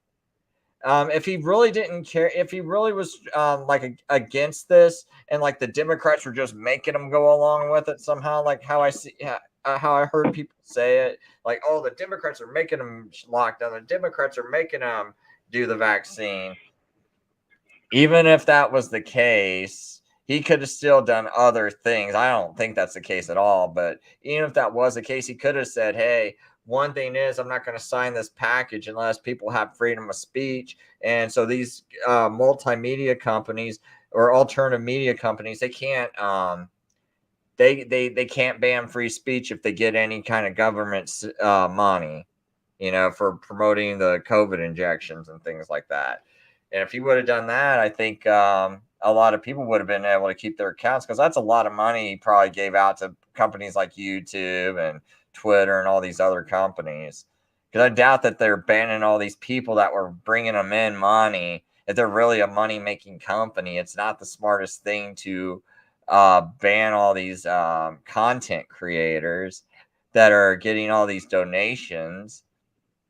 So you must have got some kind of supplement from the government in order to ban all these other people. So another thing was when Bernie Sanders, a lot of Democrats were angry when Bernie Sanders lost that election, right? When he lost the primary, they were all like, "Oh, that's rigged" and everything like that. They were yelling about that. Well, Trump, if he wanted to win him over, and it's like, instead of having everyone hate him, he could be like, "Hey, I'm going to capitalize on this. Hey guys, I'm going to investigate that Democrat primary for you." And he would have had this guy Jared Beck right on his side. He's the guy who ran the lawsuit.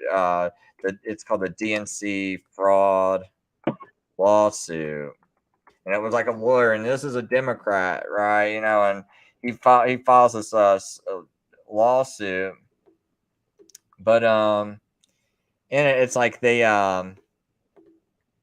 claim that they had a First Amendment right to rig the primary.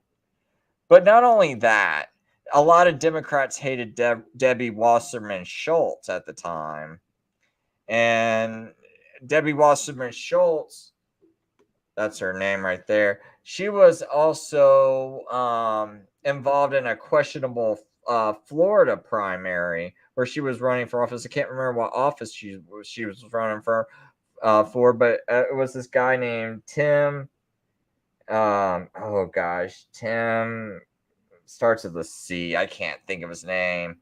But anyway, there was, I think 2 times this guy ran against her, and it was a questionable election. And he was trying to find the written ballots, and one of those counted, and it was trying to fight for those. And then they were like, well, we lost the ballot images or something like that. Like they pulled that stunt, the same kind of thing that they pulled with Shiva Aidure when he ran for senator in the Republican primary in Massachusetts. They were talking about, well, we can't show you the ballot images. We don't keep them. We don't. And there's some law where you're supposed to keep them for a year, but they got rid of them after like a month or so. Trump could have investigated that because a lot of Democrats I know hated Debbie Wasserman Schultz and blamed her for being in on Hillary Clinton winning the 2016 primary. So I just think there's like lots of things Trump could have done that he didn't bother doing. Yeah, I mean, did he? Look at this whole cabinet. I think, did you mention it earlier? His whole cabinet was this thing about the swamp. His whole cabinet was the swamp. Who he picked, time and time again. He didn't fire anybody. He had a Republican Senate and Congress for the first 2 years, and they didn't do anything. They didn't overturn Obamacare. I mean, these are hot button topics these are things that they said they were going to do. They really didn't do anything, He kept on this whole staff. You got to wonder how far they have this thing like a war gamed out ahead of time. How they're going to control the masses by different stuff. I know people that hated Trump, like even after the election, that they still hated him. As soon as he started getting indicted, all of a sudden they're jumping on the Trump train. Now they're like vocal, Trump backers now, and it's just bizarre. And you got to wonder if it was a set up deal with these indictments and stuff. That, and this is what a lot of people are saying, like David Knight and Donald Jeffries. They say that it's part of like a setup deal because it gets people to go on to Trump so he'll win the nomination. Like as soon as he was indicted, he just skyrocketed above like 20 points above DeSantis, right? And the more stuff they throw at him, the more that people jump onto the Trump train, and they're gonna ride him, till through the primaries, and when he gets elected, if he makes it through to be the candidate for the Republicans, I don't think he's electable on a national across the board of the nation from moderates, and the Democrats they'll be galvanized to make sure that he doesn't win. If they stole the election last time, or if they came out last time and voted like mad, they're going to be even worse now. And there's been nothing to prevent a fraudulent election again, or election being stolen. The whole thing stinks, and there's no this whole thing is just DeSantis would be the heir apparent to run and become the Republican candidate, but he's set back. He's not allowed to get a good head of steam. To be starting to canvass the whole nation. Now there's this infighting amongst the Republicans. They're tearing themselves apart when it should be a no-brainer that they should win the next election. What I'm saying is this left-right paradigm game and the division in the nation, and this is exactly what the globalists want. They want us to be at civil war, tearing each other apart, and to be divided on all fronts. And this plays right into it. And Trump is like is the agent of chaos for him.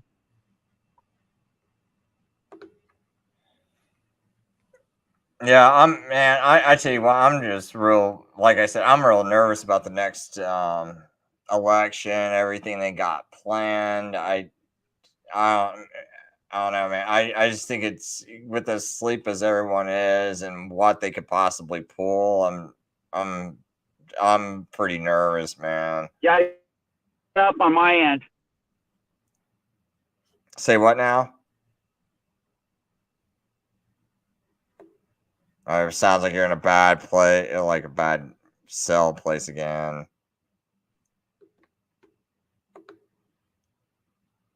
Sign off. You said sign off? Yeah. Breaking up on my end where I'm at. All right, well, man, if you get a chance, come back on if you want, man. I'm not really sure how much longer to keep this going, but yeah, if you want to like come back on, man, come back on or. All right, thanks, Chris. We're just done battling it. I understand. What's that? As if you're done trying to battle this connection, I understand that too. Yeah, I moved over to another driveway. But and I can't remember. I thought this guy might have like something else. I think I might play just a little bit of this, man. I can't remember. There was like one more thing he said that I wanted to talk about. And it is in line with things that he said all throughout his life. This is the kind of man he is. So let's look at this interview from the 80s. I want to look at, I think this is from the 80s or 90s. The two different things that he said here. So this clip is, again, from that Disturbing Trends video I did back 2 years ago. Let's have a quick listen. I used to say, and in fact, I think I said in my first book that, and maybe this was foolish, but I really meant it, that someday I'd like to maybe lose everything for a period of time to see who's loyal and who's not loyal. And I frankly found out a lot of things. Did you find out who's loyal and not I loyal? tell you what, and you can't guess it. You can't predict it. You think certain people would be loyal no matter what. And it turns out that they're not. And you just can't predict it. It's very difficult. So first interesting point, he talks about how at some point he'd like to lose it all just to see who's truly loyal. Again, with what's happening to him today, lots of people started falling away from him. I wonder, with this type of mentality, he's really thinking about who truly is loyal to me. And for those that are disloyal, this is what he had to say about them back in the 80s or 90s, whenever this 1992 interview. Some of the people that were most loyal to me are people that I didn't think would be. Some of the people that were least loyal to me are people that I think I would have treated them differently. I think I would have treated different groups differently. I would have wiped the floor with the guys that weren't loyal, which I will now do, which is great. I love getting even with people, but I would have wiped.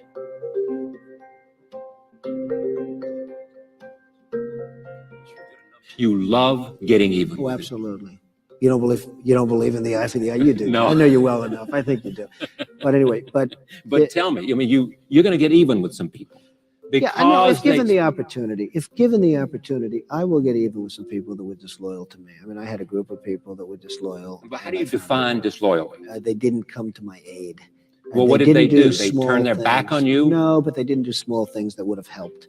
You see, I'm so loyal. So even it wasn't that they just turned their back on him. They didn't do small things that could have helped. And even with that, he's saying that he's going to wipe the floor with them. Again, if he comes to a position of power, what exactly? Now, maybe he's all talk, but I don't think so. I think he's personally, he's been personally insulted, like by the left, by people in his own base. I think he very much wants revenge. And so, yeah, when you look at things like this, where he's like, if you mess with us, if you do something bad to us, we're going to do things to you that have never been done before. That's sort of, if you could think about this from like a end times perspective, that's quite disturbing.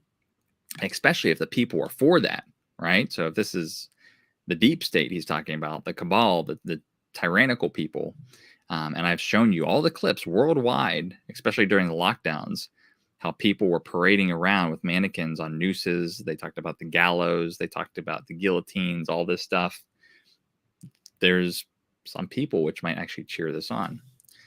So, and again, real quick, I don't claim Trump is the Antichrist. So I'm not there yet. He's on a short list, but I can't say for sure.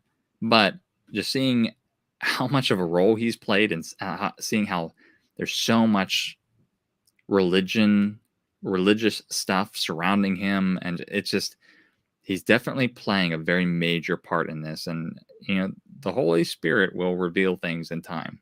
So at this point, I'm not dogmatic in saying like he is the Antichrist, but he's definitely someone to watch, because he's definitely a catalyst for something, and this is one of those big things. So there's been an indictment. See, I just want to stop it real quick and so I let people know.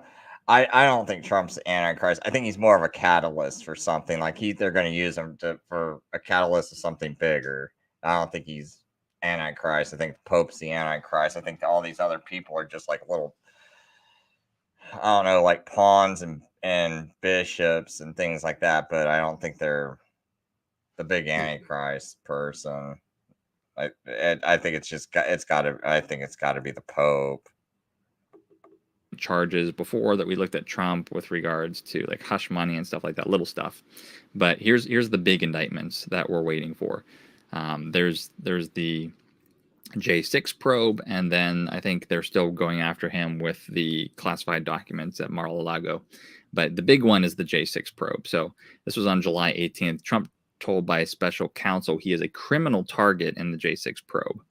So, and see, this kind of stuff, I just think this is to make Trump look legit.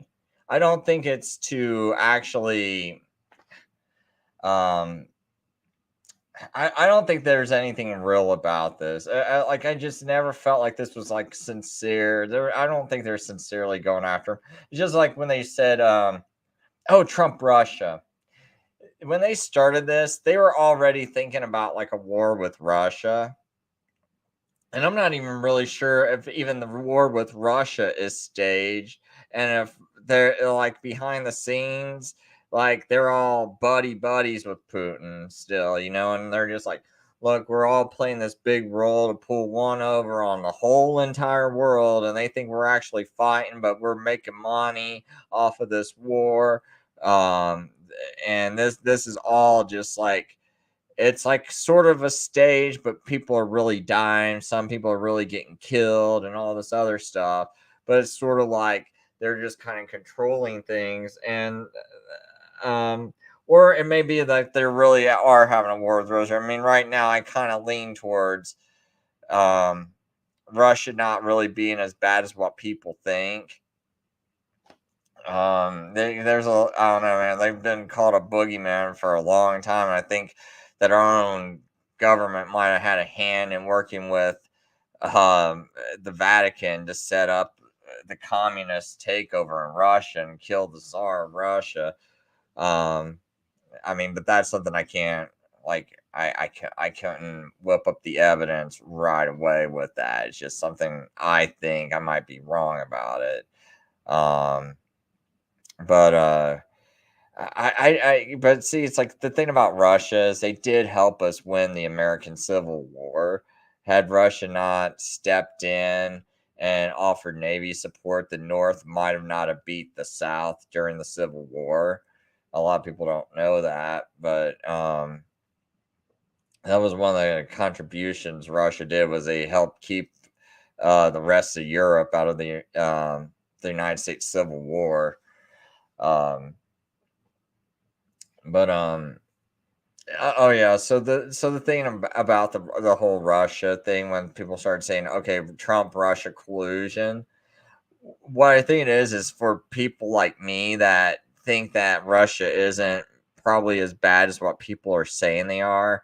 And I kind of look at that whole thing that happened with the what was it, the Maidan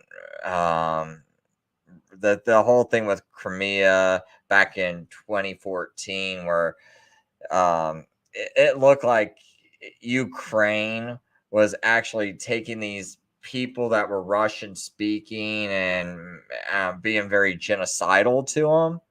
And it looks like, they go try to protest. Then they shove these people into a building and set them all on fire.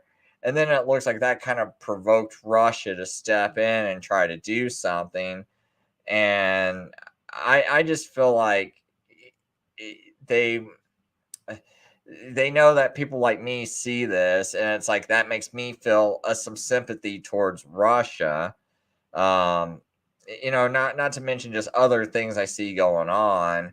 And then if you watch enough things, it looks like Putin does seem to speak against the New World Order, and this one world government. And it looks like he's not quite going along with everything. Now that could all be, like I said, this is just what I get to see clips of, and it could all be, there could be more going on behind the scenes than what I know, but it makes someone like me feel a little bit sympathetic. But then if you got like this whole Trump-Russia collusion, and then all of a sudden I start to support, I'm like, oh, Russia doesn't look like they're so bad and everything like that. Well, suddenly that makes me look like a Russian sympathizer, and then you can hook me in with Trump. But I'm not with Trump. I don't like Trump. But but that's real easy to tie me back into that. But if you're a Trump supporter and you feel sorry for Putin, like you're informed enough to see some of this stuff going on, and you start to be like, man, this Ukraine war is a bunch of BS. Well, now if Trump's like this involved in Russia collusion, and you're sitting there calling like that Ukraine war a bunch of nonsense, and you don't like it, then suddenly they can use that to tag you and to pull you in and group you in. And now all of a sudden you sound like a traitor to the country because you're supporting Trump and you're against the Ukraine war.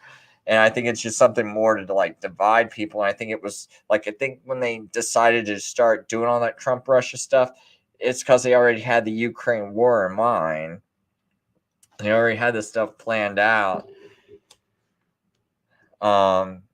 And then it's I just think things like this, when they have these probes against Trump for January 6th, supposedly. Well, I thought before this election ever happened that they were going to wind up so-called rigging it, And what I mean but me personally, I thought it was all staged to begin with. I thought Trump was in on it. I was like, well, Trump knows it's going to be. He's not doing anything about it, because if he wanted to do something about it, he could start calling out what happened with Bernie Sanders and Debbie Wasserman Schultz and Hillary Clinton in the 2016. He could have started turning all that around and bringing all that up and been like, before the election. Because, see, remember when they were starting to run those exercises about what could happen if Trump wins, or what would happen if Biden won. They started having these weird simulations and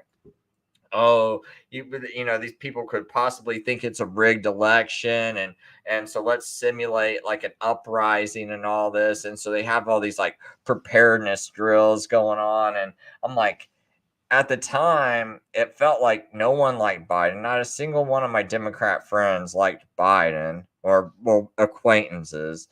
None of them liked Biden. None of them liked Kamala Harris. So it was really weird that they put together the ticket with the two Democrats that most of my Democrat friends hate the most. And yet that's supposed to be the one that's going to unseat Donald Trump, when all these Republicans thought Donald Trump was one of the best presidents ever, despite COVID, or maybe because of COVID. Oh, he gave us a vaccine. But so it's really weird that you're going to run what looks to be the worst Democrat ticket you could possibly put together. And now you're going to have these drills talking about a Biden victory. And so once I started seeing that, I started being like, what, I bet they're going to let Biden win. I'll put it that way instead of using the RIG word. Instead of RIG the election, they're gonna I'll say they're gonna let Biden win. They're gonna make it to where Biden wins, and I started saying like, well, Trump's probably in on it because he's not doing anything. You should see this coming. Like if you're this Mr. 4D chess player, you should see this coming. And anyone that thinks that the election was actually rigged, you should have saw this coming, right? Like you should have saw it coming. Like they were gonna maybe try to do something like this sooner. So it's like, well, why didn't Trump see it? So to me, all this is just nonsense. It's just to make Trump look legit. Like, oh, we're coming after him. All these like investigations into him. None. They don't really. They're not really against him. Like this is just to me all just stuff.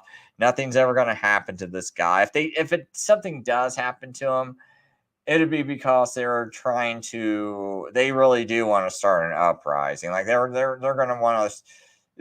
And it'll probably look like some rinky-dink uprising too, where it's like, oh well, we caught these one group of 1,000 people, or maybe just 100 people, and they're planning something. So because we know that they're upset and they were planning something, that gives us license to go after everybody. Like they might plan something like that, but I don't think but I don't think they're really against Trump. It's more like how are they going to use him to push whatever agenda that they want going. I don't know, man. These people that think Trump's gonna like change everything's gonna be better. Oh, I don't see it. You know, he could have fired this guy. A lot of people.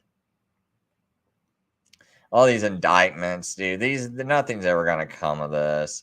This is just stuff to make Trump look like he's actually a good guy. Like there's actually resistance. Because I mean, just like I showed earlier. Oh, where was that video? Yeah, this one. You know, with this same thing was happening back in 2001. You know, oh, George Bush, he's a hero. He's fighting those Arabs that brought down the Twin Towers. He's our hero.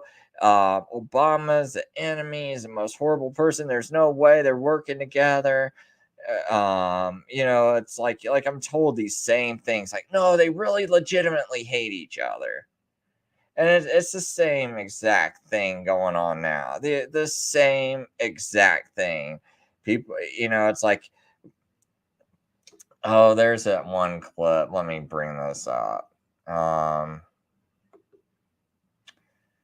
In the meantime, you know what? I'll play this. They were actually thinking that he was going to get indicted today, play something else as early as today. But I just looked this up, and I guess there were some issues where there's now a delay again in the J6 verdict. They don't specify. I mean, this was just 2 hours ago that they put this article out.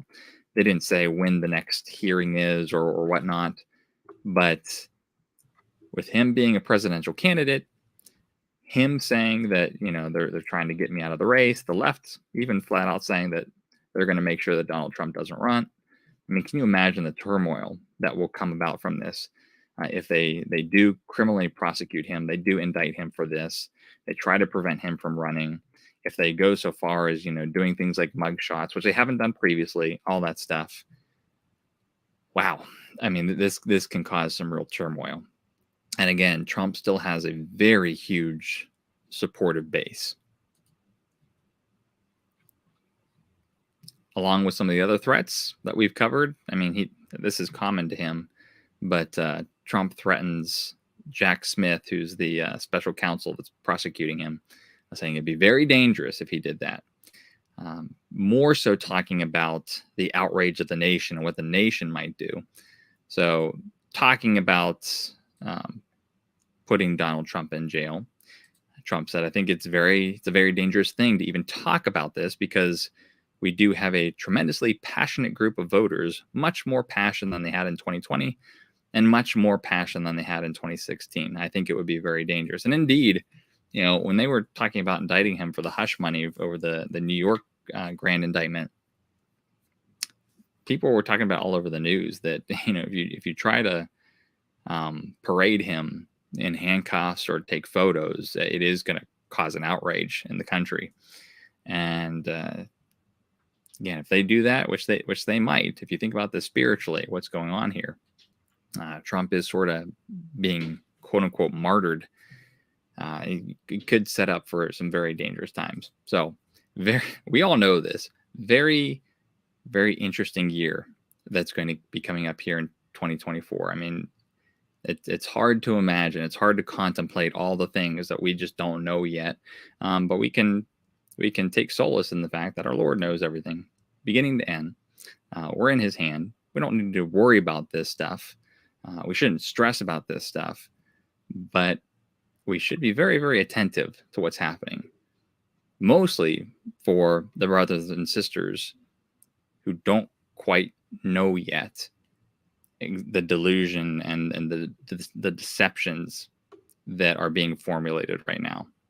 So if the Lord has given you discernment about these things and you find my videos helpful, you know, this is the time to, you know, investigate these things and then try to start teaching people about what's going on and possibilities so that they're not caught up in these movements.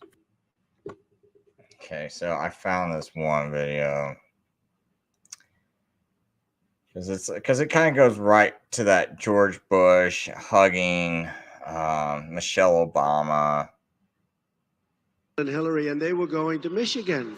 No, it's okay. No, forget it. That plays great before the election. No, we don't care, right? Well, I want to get that longer clip though. Keep it quilted means you keep it the best. This clip is because you missed the beginning. Keep it quilted. Donald Trump is seemingly already going back on one of his campaign promises. You'll remember he promised to appoint a special prosecutor to investigate Hillary Clinton for using a private email server that happened during one of the debates. Well, listen to what he said at one of these thank you rallies just last night.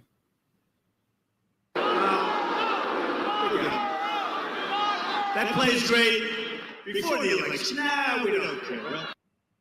Yeah, if you Yeah, see, it's like they were chanting, lock her up, lock her up. And he says, that played great before the election, but now we don't care. We don't want it.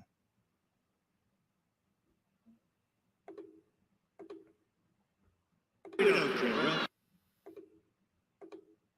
Like, plays great before the election. No, we don't care, right? No, we don't care. You know, it's like, yeah, you know, like all these things, like, yeah, you know, you remember when he was like talking about that, like he looks like he changed his mind on what was one of those things he just recently changed his mind on? Oh, let me get to it. Oh yeah, this one. Like, yeah, Trump lets trans beauty queen compete in Miss Universe. So when he did that, but now he's changed his mind, right? Supposedly, like he changed his mind. Now now there's just two genders, right? And now once he's elected, you know what he'll say? He might not comment on this, but his attitude will be that played good before the election. Just like, hey, you stupid people, you never learn. It's gonna be just like that. Like, oh man, I want to play that one full clip of like Donald Trump and the snake.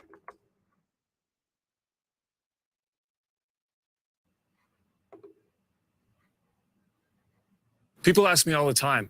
Because remember, Donald Trump, he also read this a second time recently at one of these like CPACs or something like that. Has heard the poem called The Snake. So he's done this 2 times and now he's coming back so a second time. I have it. Does anybody want to hear it again?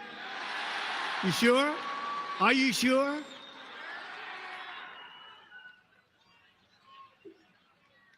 Okay.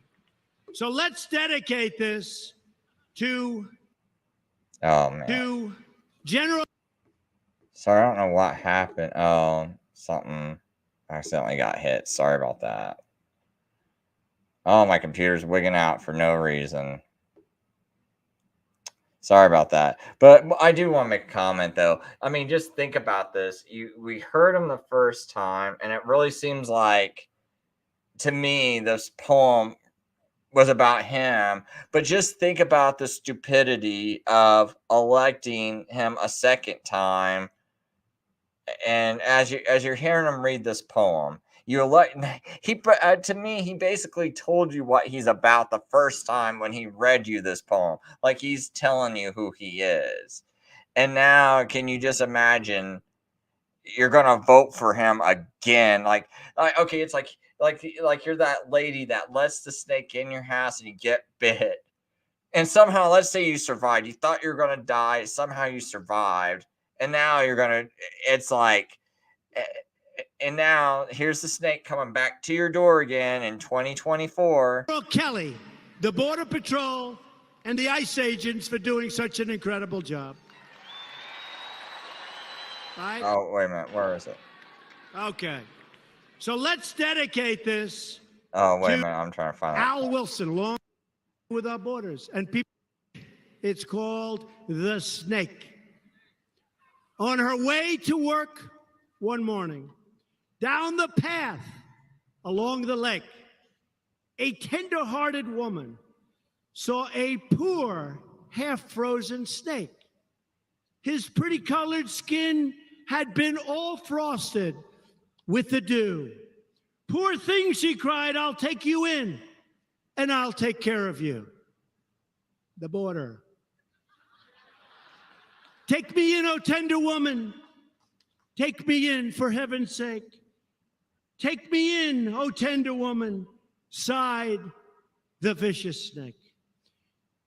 She wrapped him up all cozy in a comforter of silk and laid him by her fireside with some honey and some milk. She hurried home from work that night, and as soon as she arrived, she found that pretty snake she'd taken in had been revived. Take me in, oh tender woman. Take me in, for heaven's sake. Take me in, oh tender woman, sighed that vicious snake. Yeah, for heaven's sake, right? Like, that's a key part too. Like, for heaven's sake, vote for Trump again. He's the Christian Messiah. He's the second Moses. She clutched him to her bosom. You're so beautiful, she cried. But if I hadn't brought you in by now, oh heavens, you would have died. She stroked his pretty skin again and kissed him and held him tight. But instead of saying thank you, that snake gave her a vicious bite. Take me in, oh tender woman. Take me in, for heaven's sake. Take me in, oh tender woman, sighed the vicious snake. I have saved you, cried the woman, and you've bitten me, heavens why? You know your bite is poisonous, and now I'm going to die. Oh, shut up, silly woman, said the reptile with a grin. You knew damn well I was a snake before you took me in. Imagine if every morning the majority of the population lined. See, if we know it from 2020, it should be obvious. I mean, it should have been obvious by 2017, all the stuff he was doing, with like, oh yeah, you gotta, the people begging him, please, Trump, help us not mandate these measles vaccines. Please help us. Why are they removing it? And man, Donald Trump, why are you also writing an executive order for this platform of vaccines in December of 2019? Why are you authorizing all that? And so, oh man, wow, that just in time for COVID. wow, I mean, that's a miracle. You sign all this around December, what was it, September, maybe November of 2019. Can't remember the exact date. Right around there, though. And then magically, oh, there's this new virus that came out. And right in time for this, all this vaccine, all this legislation advancing vaccine platforms. Amazing timing. And it's like all he had to do was not renew that emergency order, and none of this happens. A lot of this inflation we're seeing, it's like paying double for everything now. It all goes back to him and that those trillions and trillions of dollars of stimulus he's pushing. Oh, so if people turned on my show to or disappoint, I'm not talking about more, I don't know, like the gospel, the Bible, and things like that. It's like I kind of think this is kind of important too, and it all ties in because I believe the Catholic Church is the second beast of Revelation, the papacy, and it talks about, like, to me, it always seemed like it was going to form this one world government. Almost everyone believes a one world government's going to happen, and when you see this one entity with every person in the world bowing to it, you got like these ecumenical conferences with the Pope, and it's like, look at this, it's really hard to have a one world government without a one world religion, and if you have the Pope that's looked at like sort of like the religious president of the world, and you'll hear other religions even say it, he's kind of like the president of of all the world's religions. It's like he's been referred to as that, and you see all these people constantly meeting behind him. It's like of all these different faiths and denominations, but he's the man in the forefront. He's the one in the center stage, right? I mean, almost always. I mean, what does the Bible say? Don't be unequally yoked and all this other stuff. And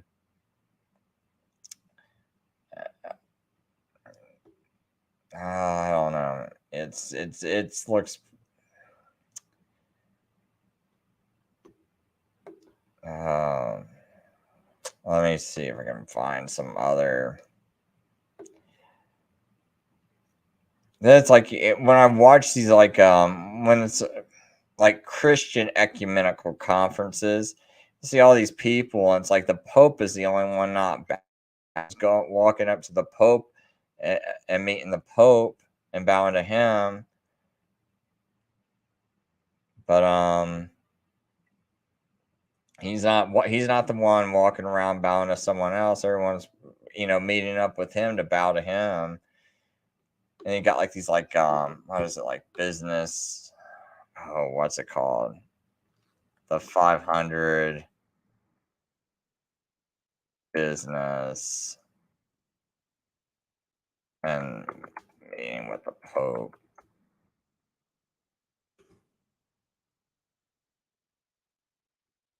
I can't even think of what those things are called, man. Fortune 500. Hold on. Yeah, there we go. Fortune 500. Why are you guys meeting with the Pope?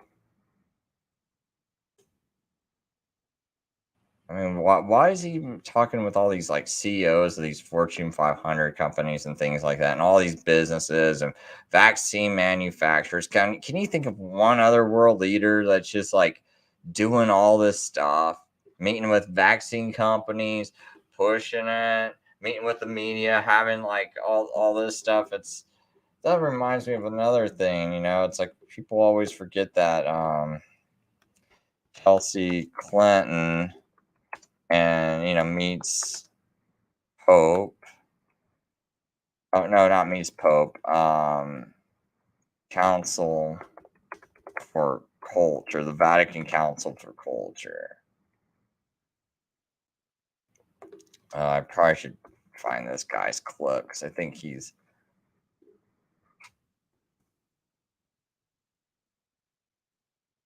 Oh boy, they would not. I guess they would have to hide that.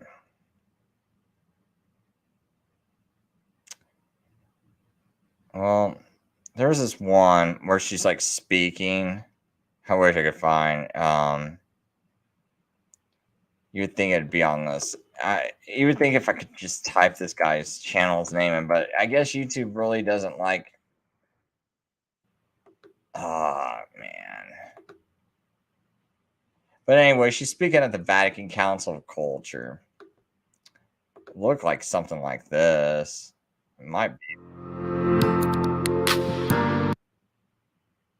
Who happens to be a librarian at the No. But anyway, they're talking about like censorship and everything. And it's like you can hear her like say, yeah, we need to like censor these media companies. And so everyone at the Vatican Council for Culture is like clapping when she says it. And so it's like you can see these people like they hate freedom of speech. They hate guns. They want the border open. But let's just when Trump, you get a cabinet full of them. 33 people. Yeah, it's like what do you think's going to happen when almost all your cabinet is nothing but Roman Catholics? And so their religious leaders like, well, I'm for, the vaccinations being forced. I'm for, gun control. I'm against free speech. We need to censor these censor these alternative media companies and all this. It's like, but hey, even though your religious leader says all this, let's just have a bunch of you guys be my advisors. And yet you think it's going to go the opposite way. Now, you might know a few Catholics that's like, well, I don't care about what the Pope says. But what about the Catholics he nominates? Do you think like these people get into their position by hating the Pope, being mad at the Pope, being against the Pope?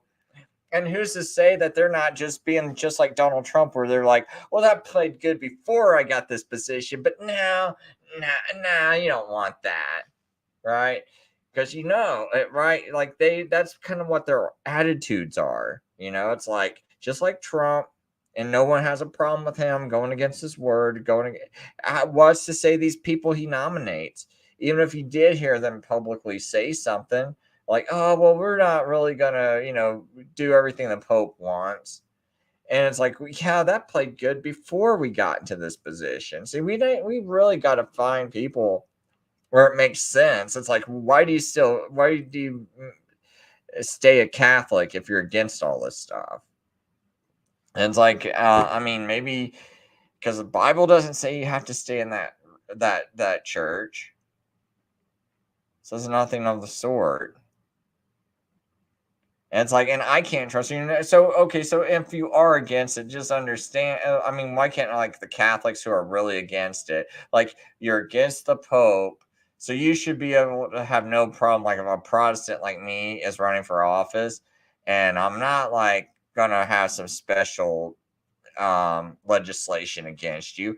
I'm just like, hey, I want to make extra sure that you're not going to be loyal to the Pope because you're running around calling him Holy Father and things like that. And I see people bowing to him, calling him Holy Father. No Protestant calls their pastor Holy Father. I mean, some of them do have a little bit of a popish outlook towards him, but you're talking about one little pastor at one little church. But if like these people, when they're calling this guy Holy Father and he's against everything that a Republican should be for, I don't know. Like I never could separate those things. I always wonder about those things. So I kind of said what I needed to say. It's 2 hours and 14 minutes. When did Trump go visit the Pope? Oh, dude, they all visit the Pope and bow to the Pope. It's like, Trump visits Pope. The one sick thing is they always visit the Pope. And oops, I didn't put Pope in there. They go visit the Pope, and then they go bow to that statue. They'll bow to the Pope right after getting elected. They'll normally have some weird dress like this where they dress in black. I can't remember off the top of my head. It's been a few years since I did that video, but I know that's got like special meaning too by just being all dressed in black.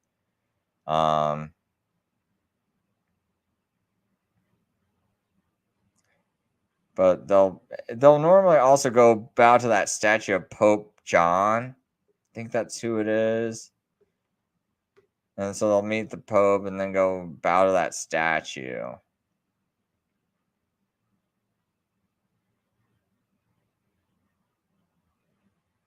I guess I could go see what the meaning of wearing a black veil while meeting the Pope. So traditionally, the protocol for papal audiences required women to wear a long black garment with long sleeves, a black veil, the color which signifies the virtues of piety and humility.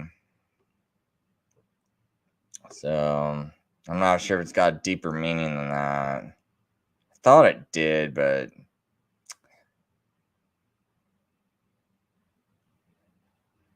I mean, I'd be like, nah, you're gonna wear all white because and tell the Pope he's got to wear all black to signify that like he's like unholy.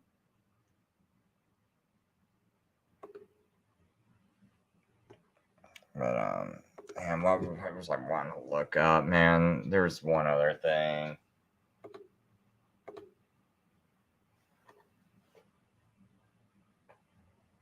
Trump is a fake. So DeFreak says Trump is a fake Christian. So I'm sure he disrespected the Pope in a way you could approve of. No, I mean, not well. The thing about being a fake Christian is that's what I think the Roman Catholic Church is a false religion. Is like I mean, I believe the entire church could be called the false prophet, or at least the cardinals. And maybe the Pope himself. Like, I think that whole thing can be looked at as the false prophet. And then with the Pope, I think that's like the image of the beast, because I think the papacy is the beast. I think the Pope is the image of that beast, and they give it life by electing him. And as soon as they elect him, it's like some man, no real power, but upon electing him, he becomes the voice of that church. He basically becomes the image of that church. And that's why, when they elect him, it's like, okay, this Pope, and they'll start talking about how, like, how he'll shape the image of the church. But that's because he is the image of the church. And that's, I don't know. I mean, at least that's how I see it. If I see something worse come along, I mean, that makes more sense to me. But I mean, for now, it makes more sense than thinking, oh, it's gonna be Obama and it's gonna be some political guy. I think that whole, I think the Bible is probably more focused around false religion rather than like a government. Like, oh, here's this like horrible leader, or how are they gonna make it look like aliens? Or will they use genetic engineering to make them be part beast and part whatever, part human, and all this other stuff for AI? I don't know. I feel like it's a little bit more just like simple, in your face. But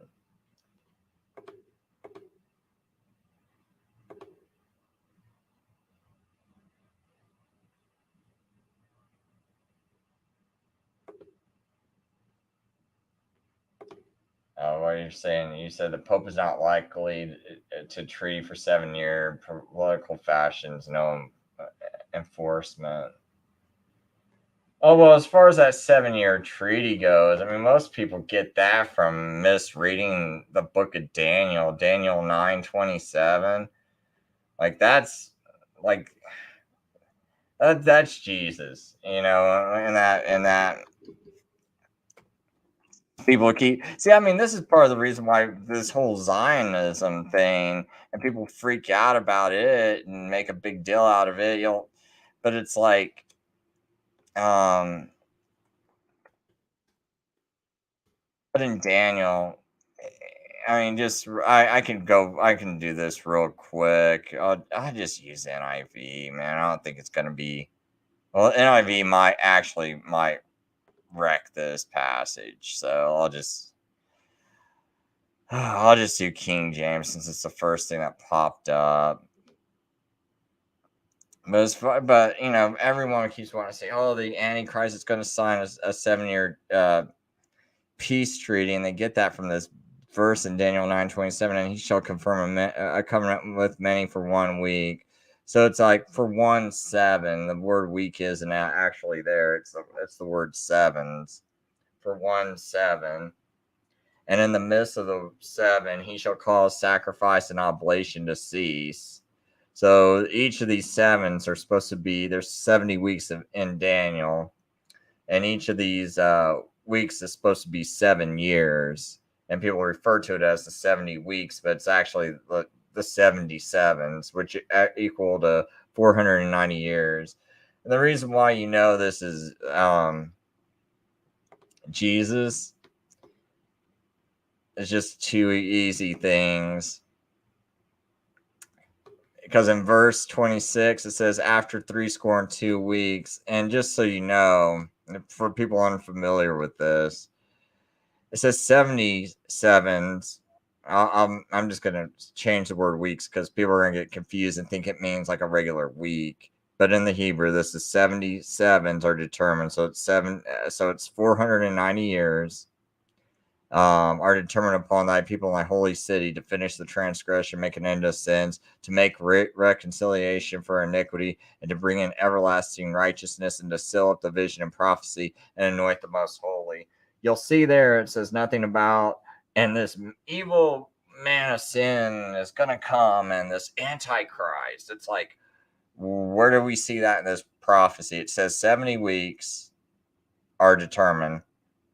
We never see this. We never see any other prophecy with it says 2,300 evening mornings. We don't see that like split up and half here and half there. We don't see that. It talks about going forth with the commandment to restore and build Jerusalem until Messiah the Prince shall be 7 sevens and 62 weeks, and then the street shall be built again. Well, I kind of missed a part.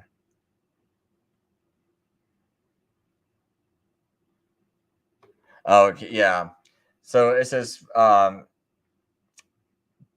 therefore, and understand from the going forth the commandment to restore and build Jerusalem until Messiah the Prince shall be 7 weeks. So we got 49 years. And then it says, and 62 weeks. So that's 62 weeks. So that's 69 altogether. And then the street shall be built again, and the wall even in troublous times. So there's going to be some commandment that goes forth to restore and build Jerusalem that starts this whole prophecy. And then until Messiah the Prince shall be 7 weeks and 62 weeks. So that's 9 weeks altogether. And it says, after 62 weeks shall Messiah be cut off, but not for himself. And the people of the prince shall come and shall destroy the city and the sanctuary. And the end shall it be with a flood until the end of the war desolations are determined. So we already know it says there's going to be 7 weeks and then 62 weeks. So that's 62. So we know it says after 62 weeks. So previously there was the 7 weeks. Then after the 62 weeks. So after 69 weeks shall Messiah be cut off. So he's cut off after these 69 weeks. But we know he's within the 70-week prophecy. So that leaves 1 more week. So we go down here for what's happened. So we only got 1 more week. It says, and he shall confirm a covenant with many for 1 week. That's like the covenant he made with his blood. And well, I mean, talking about like the new covenant and everything that he's going to fulfill by the cross. And in the midst of the week, he shall be cut off, and shall cause the sacrifice and oblation to cease, which has happened. So if you start it from like the decree of Artaxerxes in 457 BC, you take 483 years. It starts 27 AD. That's when he starts his ministry. 31 AD would be 3.5 years. He gets crucified. So that would be right in 3.5 weeks. And the one thing when the futurists try to say, oh, this is in the future, they do this weird thing. I'll make this real quick because this is the key thing with the futurists. They'll say that a prophetic year is 360 years. So they'll whip out a calculator, which I've never seen Jews do this when figuring out prophecy, because, you know, they say, oh, you know, you're going to have to suffer this for 40 years. The Jews don't go, wait a minute, God said 40 years, but a prophetic year is 360 days. So you take 40 times 360. But we know a year doesn't really have 360 days. It actually has 365.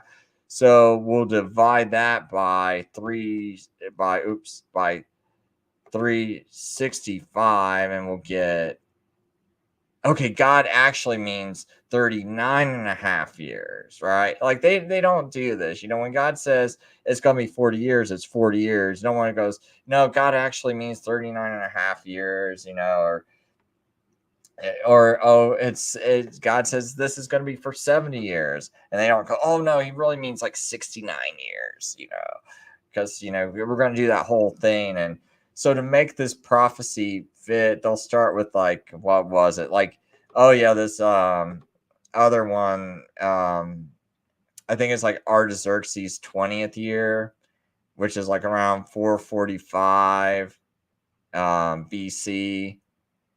And so they'll start in that year. And so they'll be like 483 times 360 divided by 365. Okay, it's only 476 years. So we'll take 476 years. 476 years, and then we'll take 476 years, and we'll minus what number did I come up with? Oh yeah, 445 BC. And it'll be like, and they'll come up with like a number right around there, and you get the 31 date. But what they actually do is they start at 444. That's right. They start at 444, and then you also add one more day since you don't count year 0, and they'll start at 444, and then they'll make it stop at like 33 AD. But it actually stops 11 months short of the crucifixion. And so that number actually doesn't work. And that decree actually went out in 445, not 444, from my understanding. So they're way off. And it doesn't add up. And there's no proof that Jews ever calculated a prophetic year in that way in the entire Bible. And they've never shown proof. They just do that to make that fit, but they have no proof. So that's why I think that whole theory about Daniel's 70 week being thrown 2,000 years in the future, like that, like, I mean, can you just think if I said, you know, I will pay you in 5 minutes. I'm going to pay you. Well, let's say I'll pay you. What's the best way to do this? And 490 seconds, I'm going to send you $100. And from the going forth of me getting onto my computer is going to be, you know, 7 what did I say? Did I say 490 minutes or did I say seconds? Let's just do seconds. Going forth of being on my computer until I hit the send button will be 483 seconds or something like that. And then it's like, just because like I'm dividing it up, like, or maybe I'm like, okay, from, like I sit down on my, from there, I shall sit down, then hit the send button. And then you're not going to think, well, he divided, and then he's got this extra 7 seconds. And then he says, it's going to be, and then it will be 7 seconds until you receive your money. You're not, just because I divided it up like that, you're still thinking that I'm going to send you your money in 490 seconds. You're not going to be like, well, he divided it up, but he probably means that other 7 seconds, that could be 100 years from now. It might be 2,000 years from now. I can't remember how I did that analogy. I'm sorry. I kind of probably getting sleepy, but no one, it's like, if I told you that and I divided it up, you're probably just thinking I'm dividing it up because I got certain events that are going to happen. I got this event that's going to happen here. I got this event that's going to take this much time. And then the rest of the remaining time of 7 seconds, you're thinking that that's probably from when I hit the send button to when you actually receive your money. But you're not thinking that, oh, he divided up, so he doesn't, that other part could be future. Like, I don't know. I don't think a normal person thinks that. No one, like, I just see nothing in the text that says you're allowed to throw like this into the future. In fact, if it didn't, if you're still waiting for part of that prophecy to happen, it's probably a failed prophecy is what would be the most likely thing. Instead of going, well, it's future, why not just say it's a failed prophecy and throw the book of Daniel away and say Daniel's a false prophet because something should have happened after 70 weeks? Because he said 70 weeks are determined. So it didn't say that there's going to be 2,000, like, oh gosh, I guess it would be almost like 2,500. Yeah, about 2,500 years. There's no 2,500 years in this. Be like 70 times 5, be like, oh gosh, I can't even do all that kind of math right now. But 70 times 5, it would be a 350 week prophecy. Like there's nothing about that. All right, something like that. I don't know, man. My math's really bad right now. But yeah, if it doesn't stretch 2,500, like that just doesn't even make sense. It just says 70 weeks. They say 77s. That's 490 years.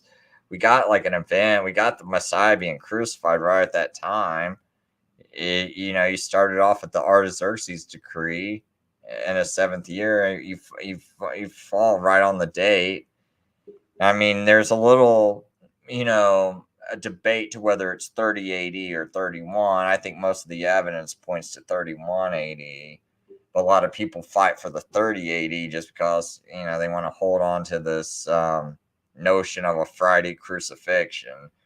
And so they'll say, well, Jews actually start their year in the springtime and all that. But so they're a little prophecy talk. But I just can't.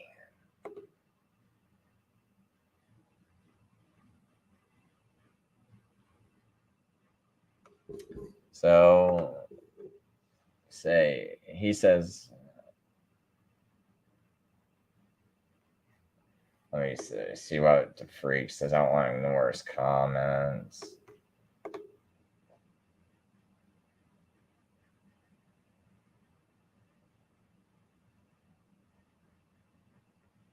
Hold on, there's no good reason to oppose Trump after everything.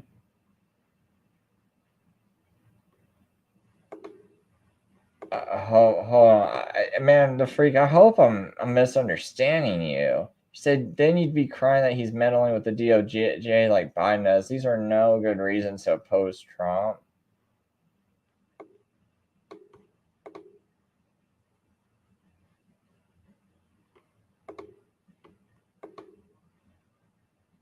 Yeah, Clinton was a Catholic. Clinton, yeah, Clinton was a Catholic. You don't think he was a Catholic? I mean, Clinton, here, hold on a second, man. Clinton at Mass.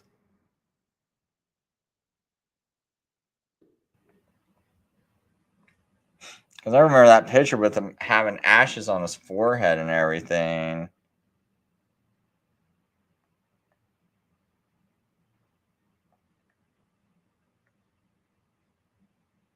I remember seeing that, man. I don't know how hard I'll have to look for this image. But yeah, he was definitely attending Catholic Mass. Why are you at Catholic Mass if you're not Catholic?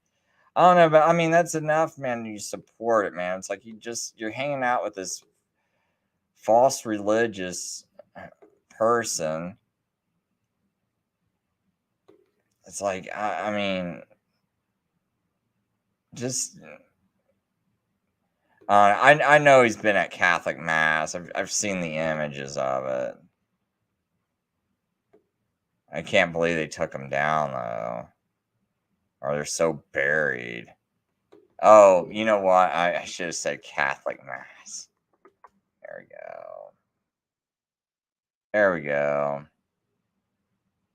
Oh well, he's at a funeral. So people are probably like, "Oh, he's just at a funeral," but I could have swore I saw pictures of him with like ashes on his head and yeah. I was thinking he's Catholic though, or at least he was hanging out with them.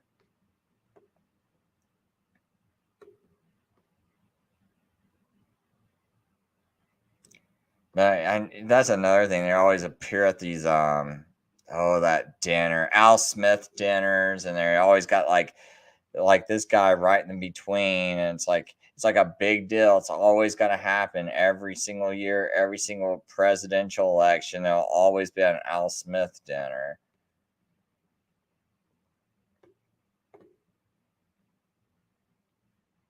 This is like they just gotta have that Catholic vote. I wonder where that was at. The church service and inauguration. Curious. So what church was that? Oh, doesn't say. I'm curious where that would have been at though, but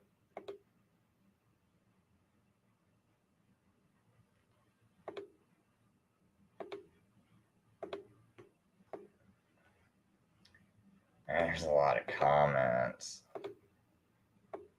I'm sorry I haven't been keeping up with these, man. I'm a little tired.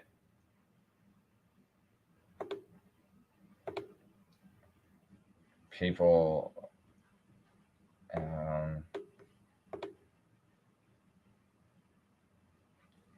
man, I guess I'm a little late on these, man. So Bjorn says Trump is one of the many prototype antichrist, wolf in sheep's clothing, led the flock to the slaughter. And the Christian moralists are in love with the vicious snake. The Bible knowledge is not taught in schools. I agree with most of that.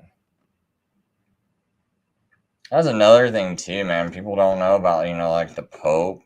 I mean, about the Vatican assassination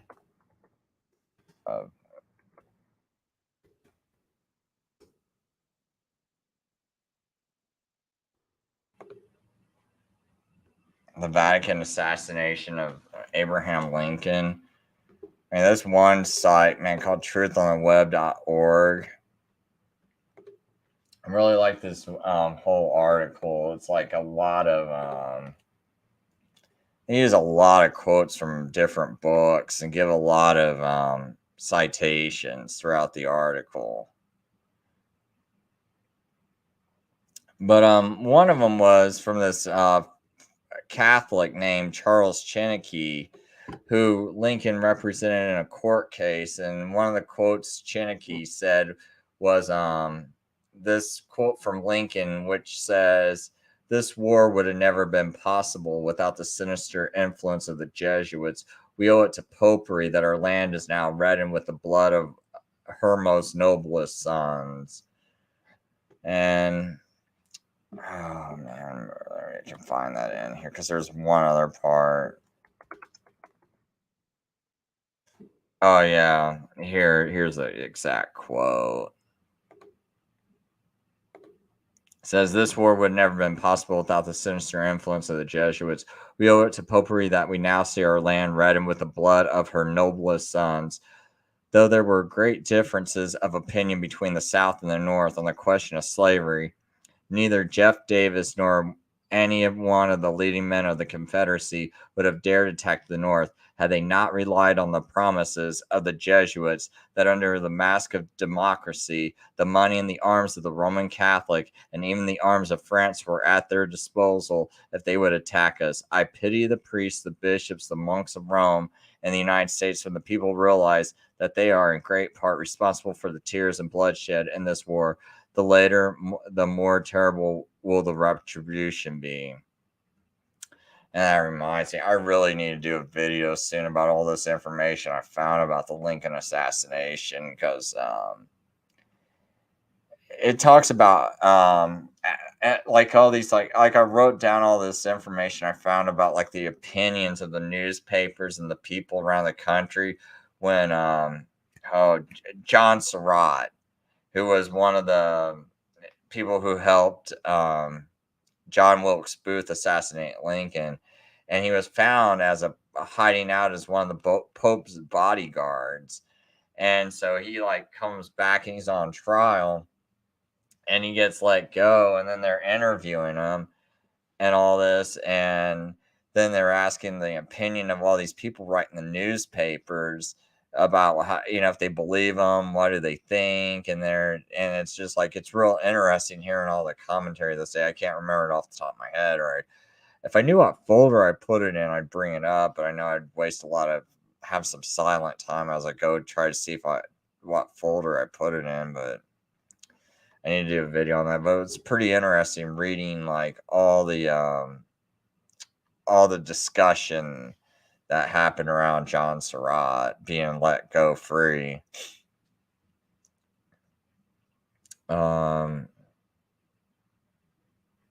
Here's another part of this. It says 25 minutes later, so I don't know what's 25 minutes later from, but it says 25 minutes later, the president had returned with his face flushed with joy.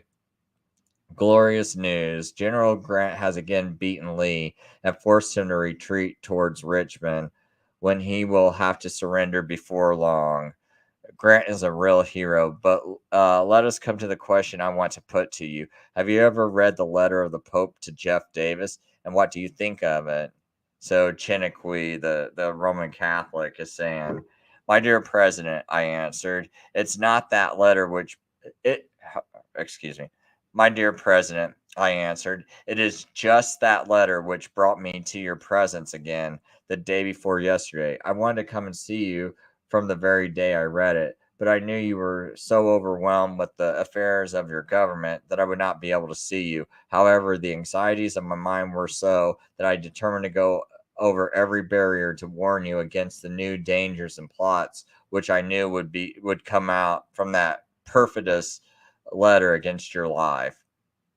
That letter is a poison arrow thrown by the Pope at you personally, and it will be more than a miracle if it be not your irrevocable warrant of death. Before reading it, it is true that every Catholic could see by the unanimity of the bishops siding with the rebel cause that their church as a whole was against the free republic government. However, a good number of liberty-loving Irish, German, and French Catholics, following more their instincts of their noble nature than the degrading principles of their church, enroll themselves under the banners of liberty and have fought like heroes. To detach these men from the rank and file of the northern armies and force them to help the cause of the rebellion, because the object of the intrigue of the Jesuits Secret and pressing letters were addressed from Rome to the bishops, ordering them to weaken your armies by detaching those men from you. The bishops answered that they could not do that without exposing themselves to be shot. But they advised the Pope to acknowledge at once the legitimacy of the Southern Republic and to take Jeff Davis under his supreme protection by a letter that would be read everywhere. So he goes on to say, that letter then tells logically the Roman Catholics that you are a bloodthirsty tyrant, a most execrable being when fighting against a government which the infallible and holy Pope of Rome recognizes as legitimate. The Pope, by this letter, tells his blind slaves that you are an infamous usurper, and when considering yourself the president of the southern states, that you are outraging the God of heaven and earth by continuing such a sanguinary war. Sorry, I don't even know what that word means. To subdue a nation over whom God Almighty has declared through his infallible pontiff, the Pope, that you have not the least right. That you have not the least right. That letter means that you will give an account to God and man for the blood and tears that you cause to flow in order to satisfy your ambition. By this letter to Pope Jeff Davis, you're not only an apostate, as you were thought before, whom every man had the right to kill according to the canonical laws of Rome, but you are more vile, criminal, and cruel than a horse thief, a public bandit, the lawless brigand, robber, murderer, who it is a duty to stop and kill when we take them in their acts of blood, and that there is no other way to put an end to their plunders and murders. And what's interesting about that too is that how they said he says it tells logically the Roman Catholics that you're a bloodthirsty tyrant, a most execrable being when fighting against the government which the infallible and holy Pope of Rome recognizes as legit. And then we know like Maryland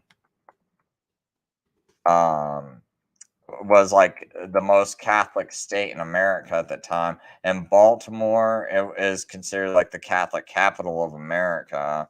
And then so it's like got this like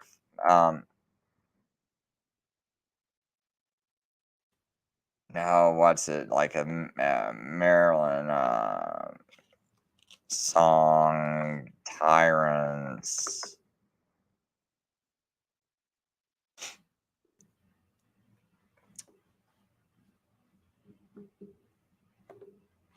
Maryland state song. Let me do this.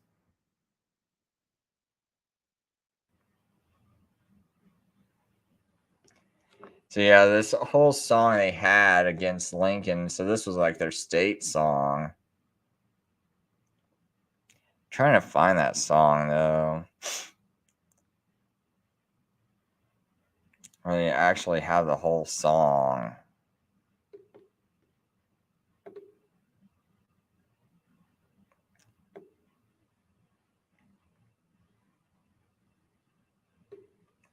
Well, I can't find the whole song, but you can see from the article it's so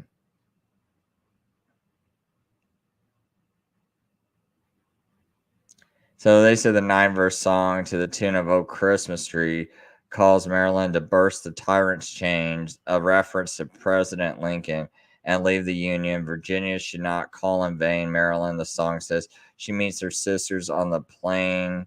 Sic semper, 'tis the proud refrain. And at the end of the song is a fantasy of Maryland's secession. Hussa, she spurns the northern scum. The phrase "sic semper tyrannis," which means tyrants will get what they deserve, is famously said to have been uttered by Brutus when he killed Julius Caesar. John Wilkes Booth, a Maryland native, wrote in his diary that he shouted "sic semper tyrannis" on stage before he assassinated Lincoln. So I kind of find that kind of interesting that about what like Chinnicky said right before all that went down. I gotta get rid of all these because I can't even find my tabs.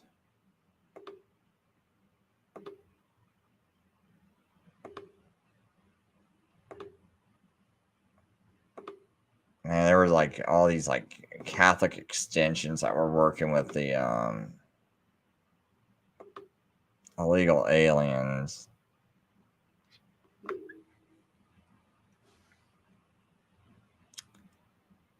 But yeah, oh yeah, that Chinnicky said that letter then tells logically the Roman Catholics that you're a bloodthirsty tyrant, a most execrable being when fighting against the government, which is infallible and which the infallible and holy Pope of Rome recognizes as legitimate.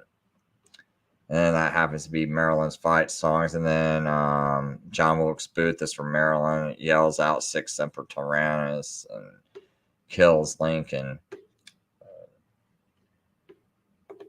Also, you know, the Catholic Church is the one who removed the Bible from public schools. A lot of people don't know that. They keep thinking, oh, that was like some like ACLU or something. And a lot of people, if you ask them who removed the Bible from public schools, that's probably who they would go and refer to.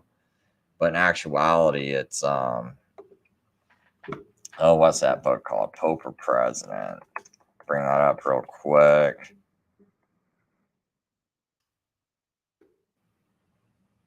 I think it's page 283. It's been a while since I read this book. I don't have a photographic memory, but or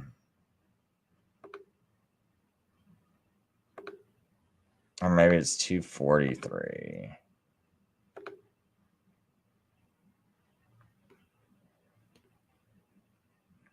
Yeah, but basically it talks about how, and this book is old too. Like this is written in DeLisser Richard. So Richard DeLisser in 1820. Oh, well, I don't know what this is. He was born in, maybe he was born in 1820. Maybe that's what it is. Because it's got to be in 1820. So this book was published in 1859. And I think it was earlier than that. Because I thought I had a copy from 1854. Maybe it might be this version of it, but I could have, or maybe my version's 1858. I thought I had an earlier version of that. I might be mistaken. Maybe it is 1859. But it basically talks about how the Jesuits, well, the Catholic Church made a deal with politicians that if you'll get backing and support if you'll remove the Bible from public schools. And I think the main part is like 247. Yeah, because it says, we now come to the war on God's. Oh, let me see if I can make this a single page and then try to blow it up. Oops. Shoot.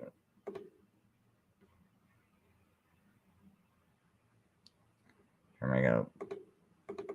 So it's like, I'll just read a little, like maybe a page of this. So it says, we now come to the war on God's holy word by its expulsion from public and free schools of this country. In 1841, Bishop Hughes. Now, this is the same Bishop Hughes that led the draft riots. So this is Catholic Archbishop Hughes of New York. He's the same one who led the, who years later would wind up leading the draft riots, which wound up stomping a bunch of black orphans to death. So in 1841, Bishop Hughes, in effect, offered the Roman Catholic vote for sale at Carroll Hall in the city of New York if the Bible would be excluded from the common schools. Of this movement, the New York Herald of June 20, 1854 says, the operation of Bishop Hughes on the school question caused the nomination of a Catholic ticket for the Senate and Assembly, and had the effect to cause divisions between the Americans and the adopted citizens at Tammany Hall.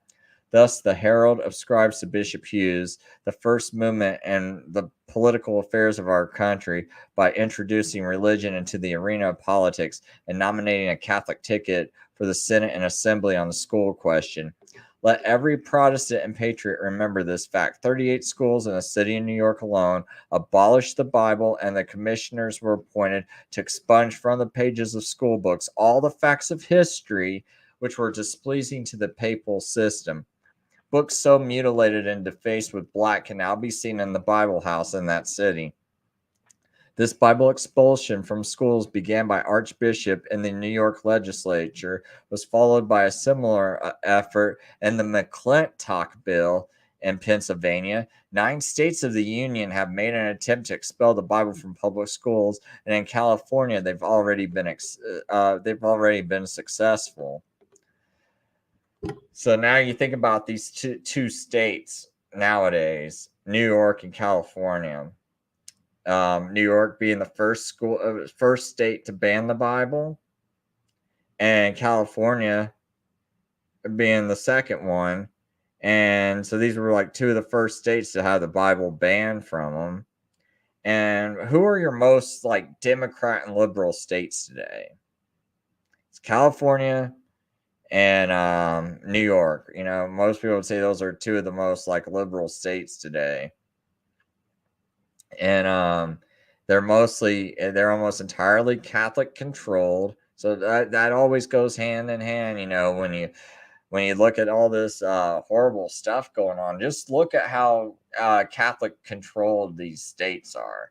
Like California, lots of Catholics running everything, and you can't carry a gun there. You know, the COVID tyranny was the worst there. You know, it's like the whole LGBTQ agenda promoted the most in these places, and they happen to be Catholic run. And it's like, wait a minute, you know, it's like you start putting 2 to 2 together. You know, the Pope, the Catholic Church, always messing with little boys, bishops being moved, protecting pedophiles. The transgender agenda, you know, not really caring if these kids get shot up with drugs and have their genitals mutilated at such a young age, and force fed these hormones, or just have these hormones injected into them. You know, maybe they you know, agree to this, I don't know, but even they agree to it, they're too young to make a decision like that will shorten their lifespan. It's not like these drugs lengthen your lifespan. It does a lot when you have organs atrophying in your body and things from these drugs. They do a lot of, they wreak a lot of havoc.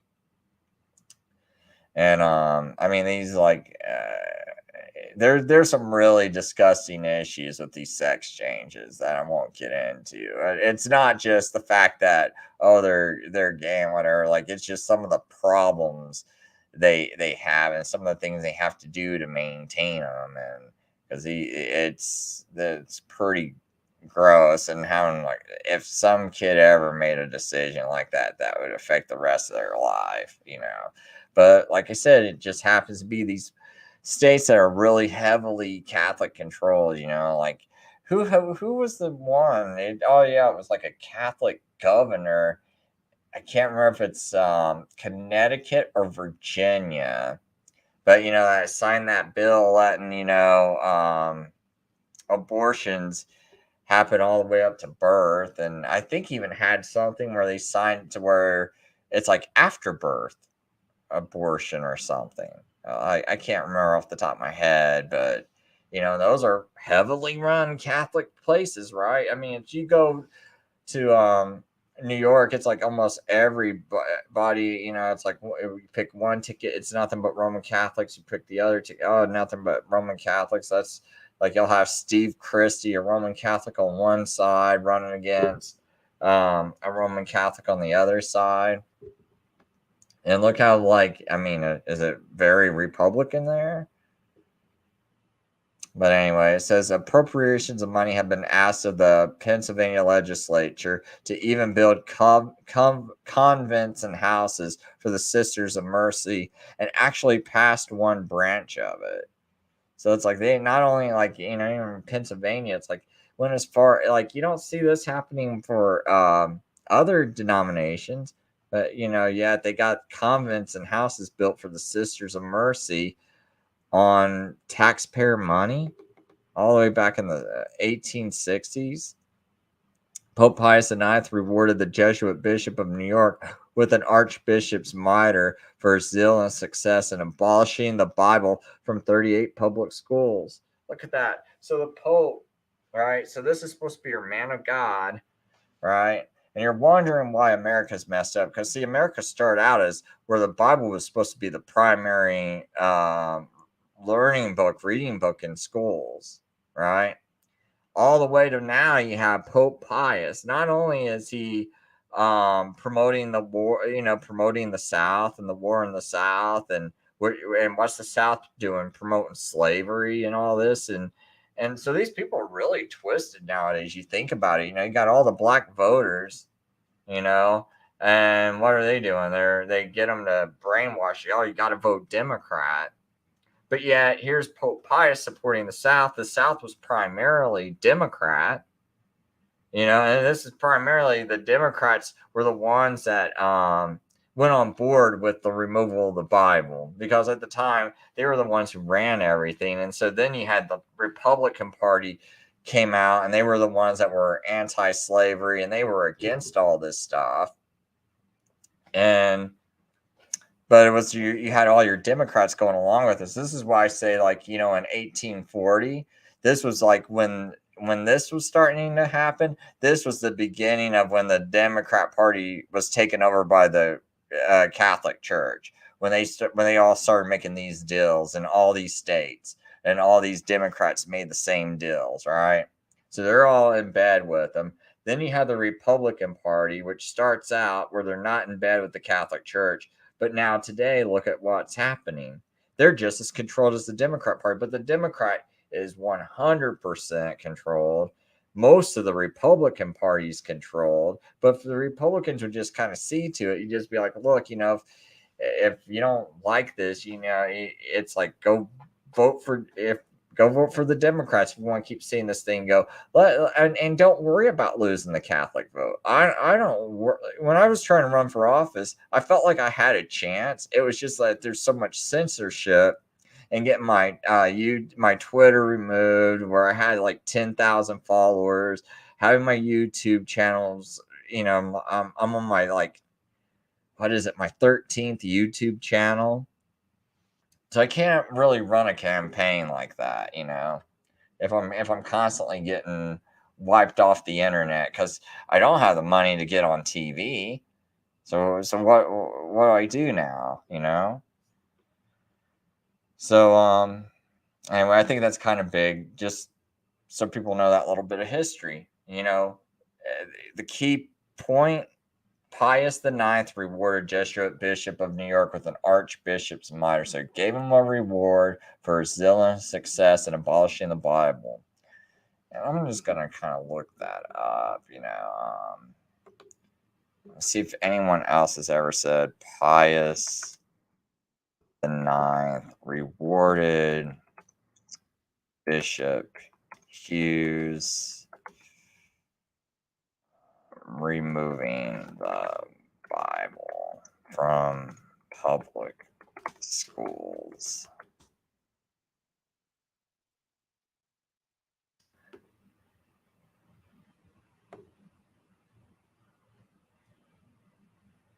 I'm kind of curious if anyone might have. You know what? Let me just ask Bing. So this might make it easier, because sometimes the AI can search a lot faster than I can. So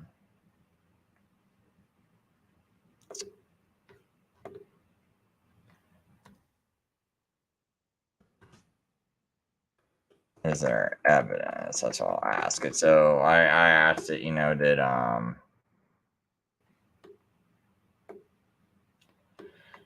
said, I wrote Pope Pius rewarded Archbishop Hughes removing the Bible from public school. Is there evidence? It says that's an interesting question. According to the sources I found, there's no evidence that Pope Pius IX rewarded Bishop Hughes for removing. Okay, so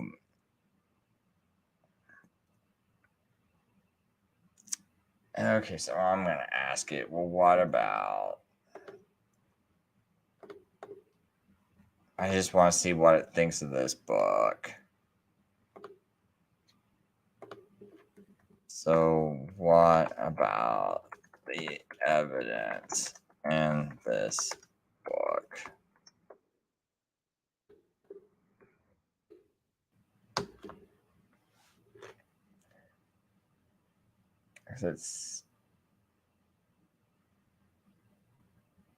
So, see, the thing is, it keeps saying that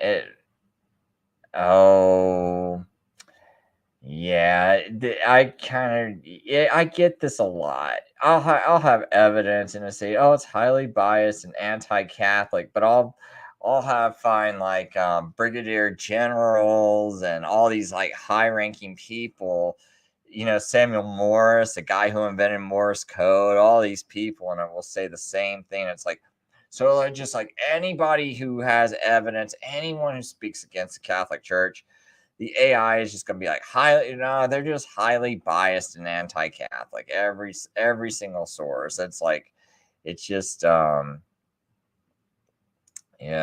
It says this book was written by Richard L. DeLisser, a Protestant publisher who was involved in the Know Nothing movement, a nativist, an anti-immigrant political party that opposed the Catholic immigration and the influence in the 1850s. The book relies on selective and distorted quotations from Catholic writers, as well as rumors and conspiracy theories. Well, I don't know. I mean, it seems to cite sources.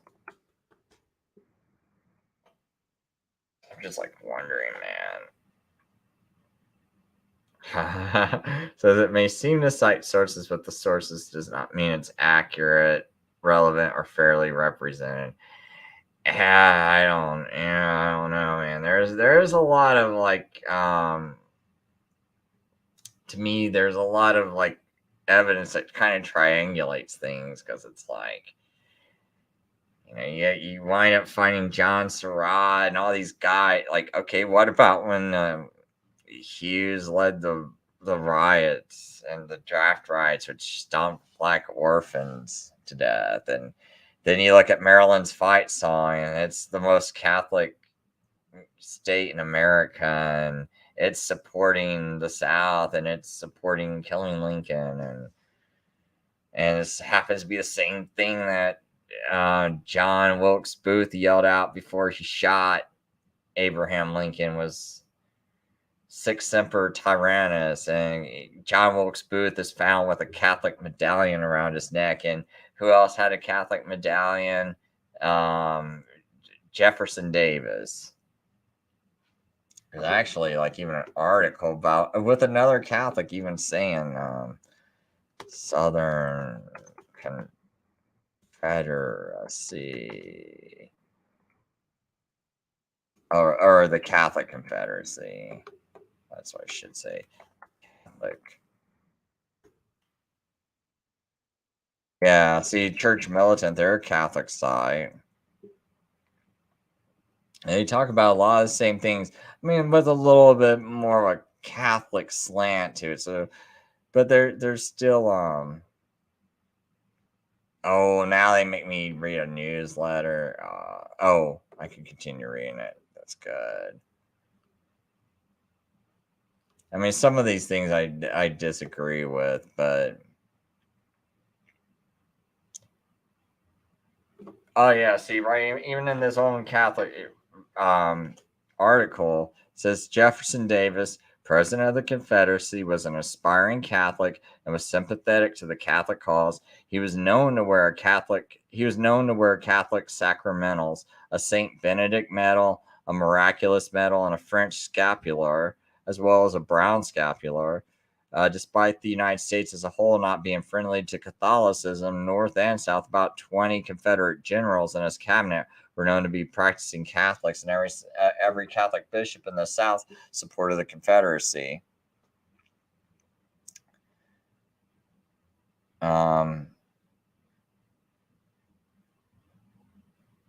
It says after Davis was captured and imprisoned, he received several letters from the Blessed Pope Pius IX. So not only did the men have similar political views, both men had an implicit respect for each other as old souls. The same regard was not granted to Lincoln. Archbishop John Hughes of New York became the rallying point for Catholics who supported the Union. Not exactly. Not exactly. So it says Lincoln requested that Pope Pius IX elevate him to cardinal late, but the Pope refused. Oh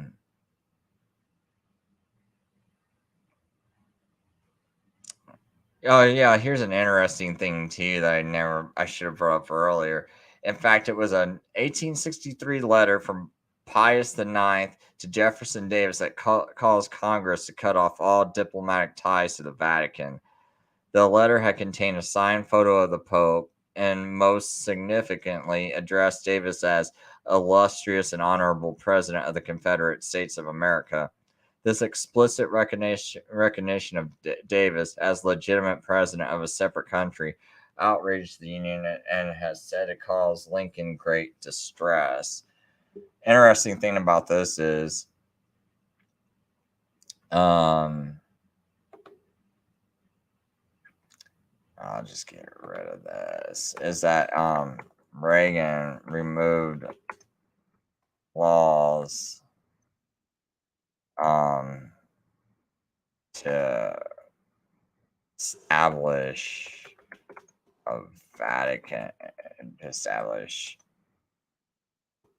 diplomatic ties with Vatican. So I think something like that.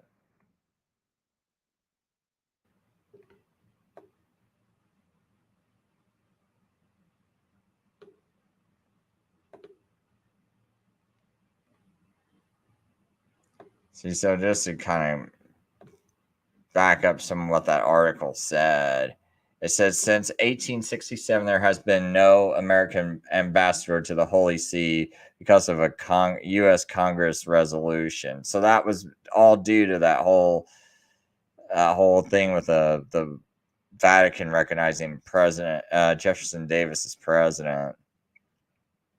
And then who gets rid of it? It's like, well,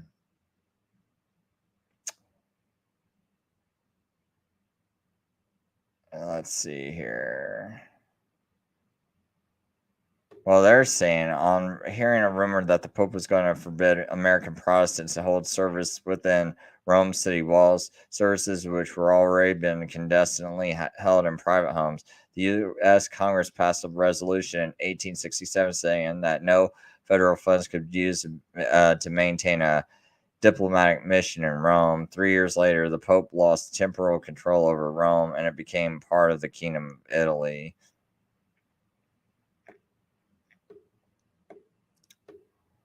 But I know it had to do with these well, there's this one, gosh, man, the Guardian didn't really do a very good job there. But basically, there's this one that said,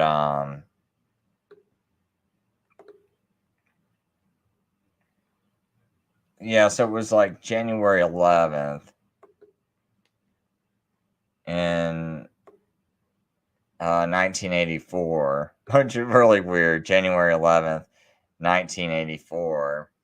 Just like, 1984, the Orson Welles movie.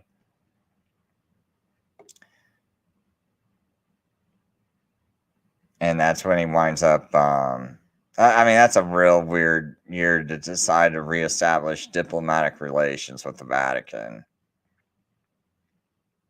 But it says the United States and the Vatican established full diplomatic relations today for the first time in 117 years. The step announced here and at the Vatican this morning was described by a spokesman from the Reagan administration as intended to improve communications at a time when Pope John Paul II became increasingly involved in international affairs, but touched off strong criticism among Protestant groups as well as some Jewish and civil liberty groups who criticized the move as a violation of separation of church and state. Yeah, see, I mean, that's the thing too. You gotta think, does do I have like a no other church in the whole entire world has the United States, established an embassy, diplomatic relations with, right? Only the Vatican. I mean, think about that. It's the only religion that here we have like diplomatic relations established with it. No other religion gets that. Like, they get this special treatment no other religion gets. Because it's supposedly a sovereign state, right? So it's like not only a church, but it can say, well, we're also a state. So then now they get this special recognition. They get to, be at European unions and things like that, and they get to be right. Well, we are, a state also. We're a country, so we get to talk, and so it's like it's just this really weird thing how this works out. That's why I think they probably are the second beast, the beast from the earth in Revelation. And just because also it talks about a vine of the earth, you think about the vine of the earth, it gets thrown into the winepress of the wrath of God. But you also have Jesus, which is like kind of the opposite of it. It's the vine of heaven. And then you got like a vine of the earth. And I think the vine of the earth would be the false religion, the head of the false religions. Which the papacy seems to be the president of all the false religions of the entire world. And then they also got the only ones with this little special tie.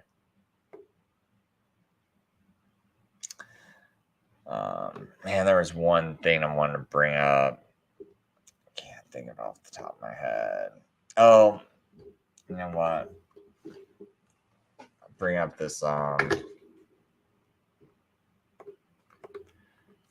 think it's Time magazine. Bosnia concentration camp.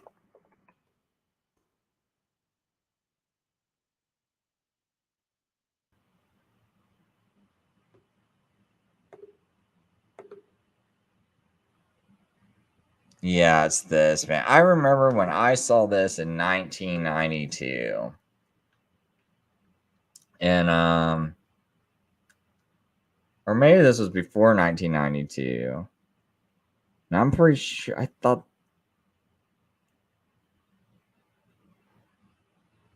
Yeah, maybe I think this is 1992 that this thing comes out. I'm not sure when he's holding that picture though. Or is it maybe this is in 1992, but I'm thinking that thought this was in 1992 if I'm not mistaken. Yeah, okay. So this picture was taken in 1992. Now I'm reading the article a little bit.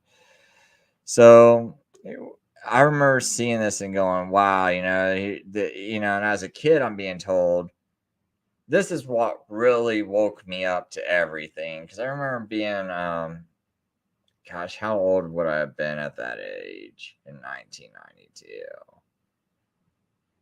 I don't know, maybe like 16. I keep thinking, though, that this was going on longer than that.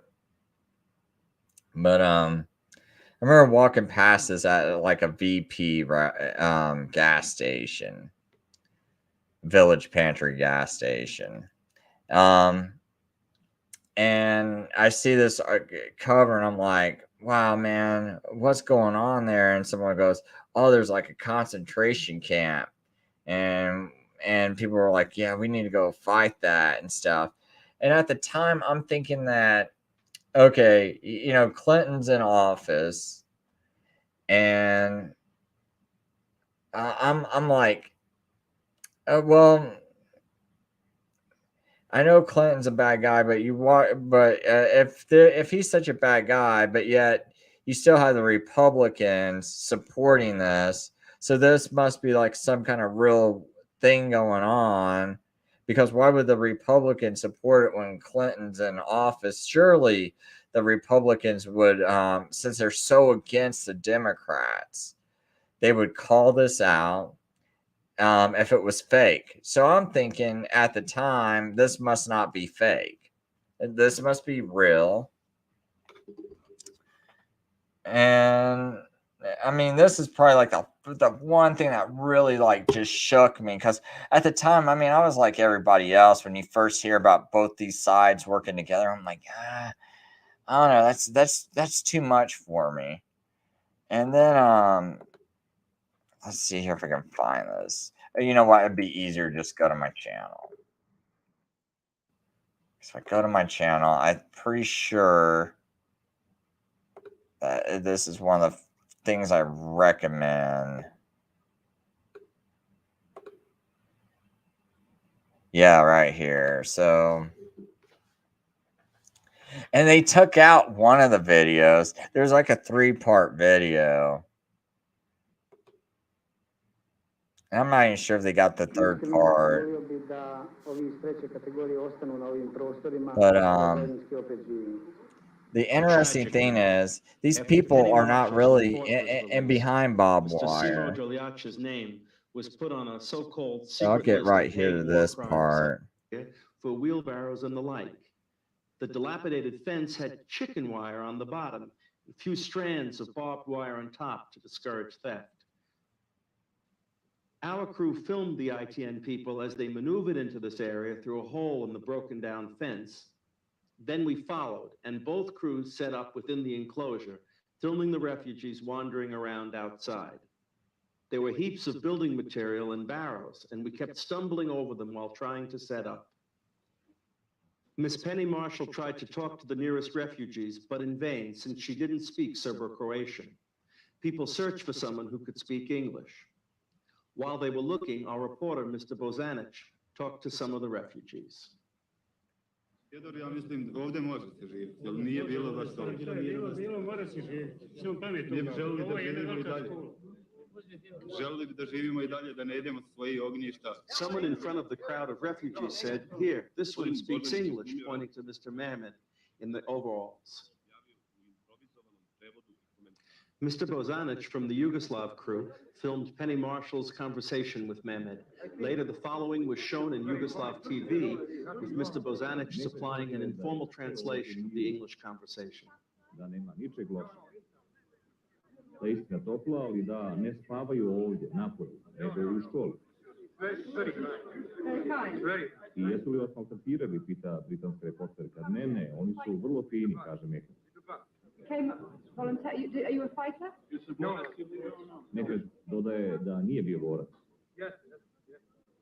You feel safe here? I da se osjeća ovdje vrlo sigurno. I da je osim vrućine sve ostalo u redu. You gotta wonder, like... This man is very thin. Ovaj čovjek je vrlo mršav, insistirala reporterka, a Mehmet odgovorio.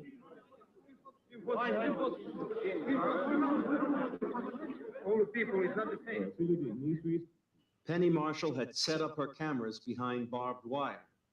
She was in position. Now she searched the crowd for that perfect look. She wanted a star for her story, the story she would sell the world. You will see her conversation with Mehmed from our camera's angle once again. To make it clearer this time, here's a little diagram showing the position of the two crews. The ITN people are the blue circle on the left. We're the red circle on the right. Because the film crews were a yard apart, we filmed the same shots from a slightly different angle. Sometimes we filmed the ITN people as well. Miss Marshall is interviewing Mehmet.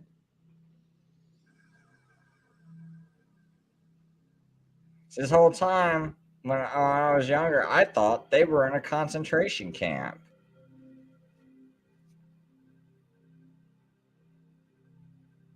I didn't know they were actually the ones that were outside of the fence.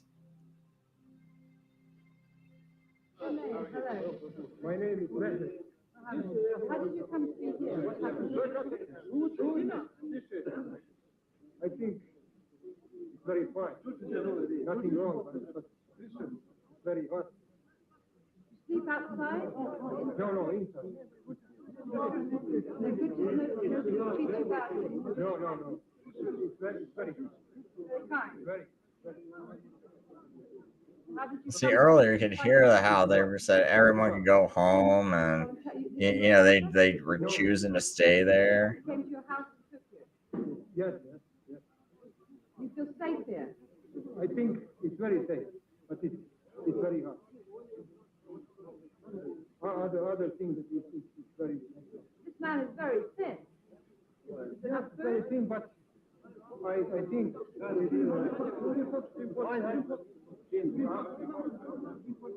all the people is not the same.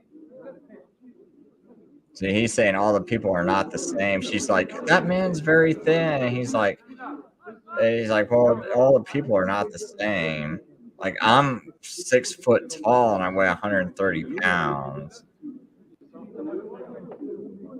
I think it depends on the legal government. You cannot leave. You cannot leave here.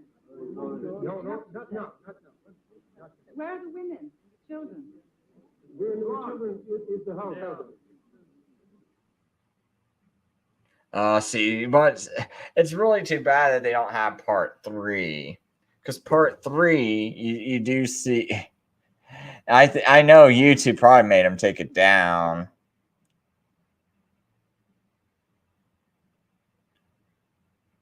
And what's sad is it's only got 10,000 views. They had another channel called The Emperor's New Clothes, and they rarely uploaded anything. And for years, this video had sat there, the full video, and somehow it gets like their channel gets banned. It was banned off of just this one video.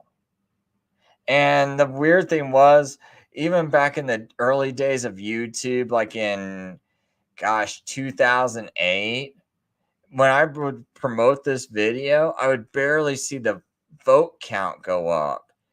And I promoted this video for weekly, almost like every day, because I found it just to be like the thing that just really woke me up. So it's like, and so I just promote this video so much. I remember when it first came out 14 years ago. No, it actually came out earlier than that. I think I got a hold of this even earlier than that. Actually, 2000. I think I saw it back around 2000 off of a website before it even got put on YouTube.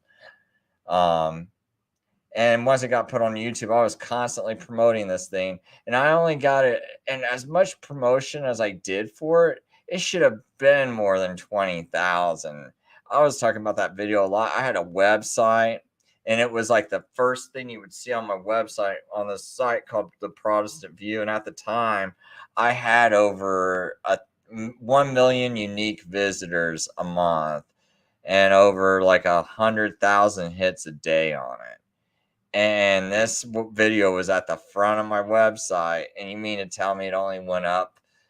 I think at the time it was on my website, it barely went up of 2,000 or 3,000 views. That just blows my mind. It barely moved, in all those years, man. I did this. But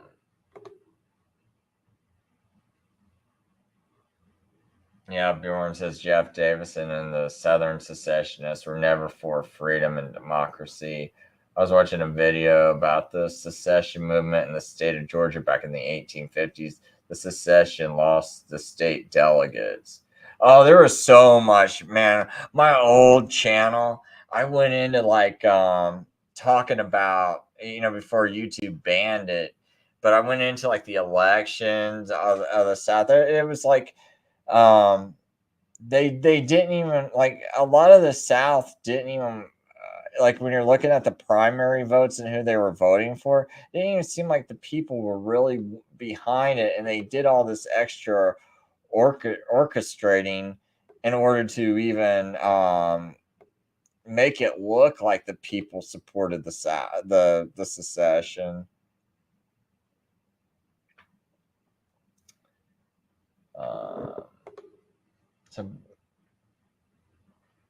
So he says, I should have read the rest of his message. So he says, the secession lost the state delegate votes. The secessionists founded the Rifles Club to intimidate and kill the delegates from the states of Georgia, North, and the South Carolinas from voting in the 1861 election. These men leading the South were Jesuit. Yeah, man, those are good points. Jesuit educated Jeff Davis and Judah P. Benjamin were educated by tyrants. The Jesuits of Rome, the Southern government's confederacy was unfree and one ruled tyranny, while Lincoln was for free elections. 1864 election in the northern states, Lincoln and McLean. Lincoln care for freedom of thought and biblical education. Nowadays, the U.S. election, all the candidates are in Rome's hands. Yeah.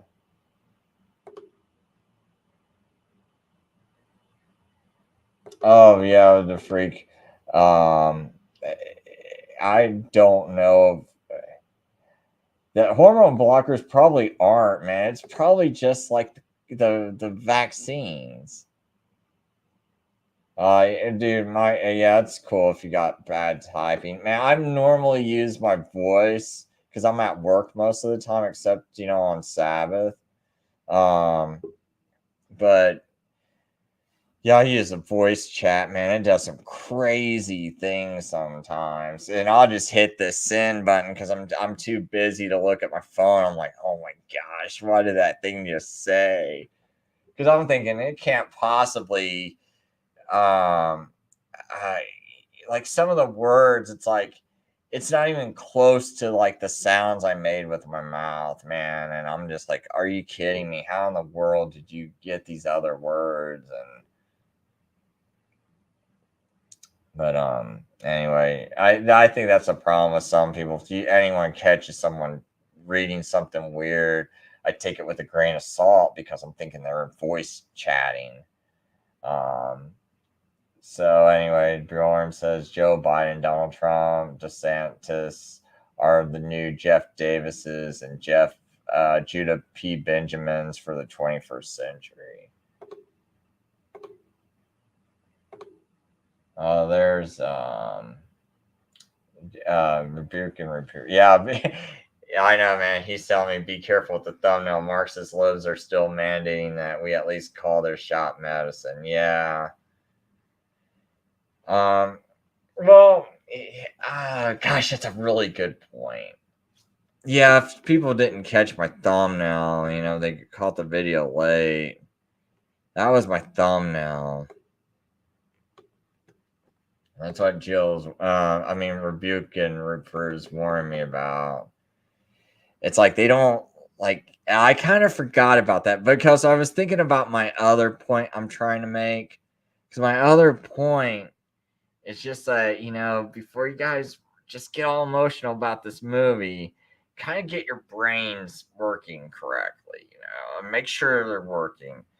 Because see, you got these people at a Trump rally saying COVID-19 vaccination equals death.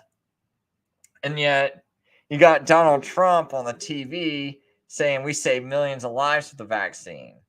Like, and it's like you guys got to get that kind of put together, you know? Like, it's like, whoa, you know what? Oops. Sorry, I was trying to blow up the screen a little bit so people could read what I got on there. But, because they might not be able to read that, but, you know, it's just that really weird thing. You know, here he is on, you know, on Fox News saying he's, yeah, but yet, see, there's like some cognitive dissonance. Wait a minute, you're the good guy, you're the savior of America, you're supposed to be against this, and it's like, no, I passed warp speed, you stupid person. I'm not against this. And they're like, oh, I'm voting for you, and because I vote for you, you must be doing the right thing because I voted for you, or else I'd be an idiot for voting for you. And what's really weird is, I mean, you find a black person, man, holding up this sign, and I think I'm just like, what is this really trying to say? Because I keep feeling like it's like, oh no, look, Trump, like, it's almost like you're trying to play with people's emotions, you know? It's like, yeah, he's for everybody, even black people support him, and you know, and we're all against the jab, and it's like, and then over here it's like we save millions with our medicine. It's like just some kind of weird brainwashing going on there. You're messing with my mind. Better take that down. I can't let that stay up on the screen too long. It's bad enough. Yeah, I'm thinking about it, man. Maybe I should take that thumbnail down,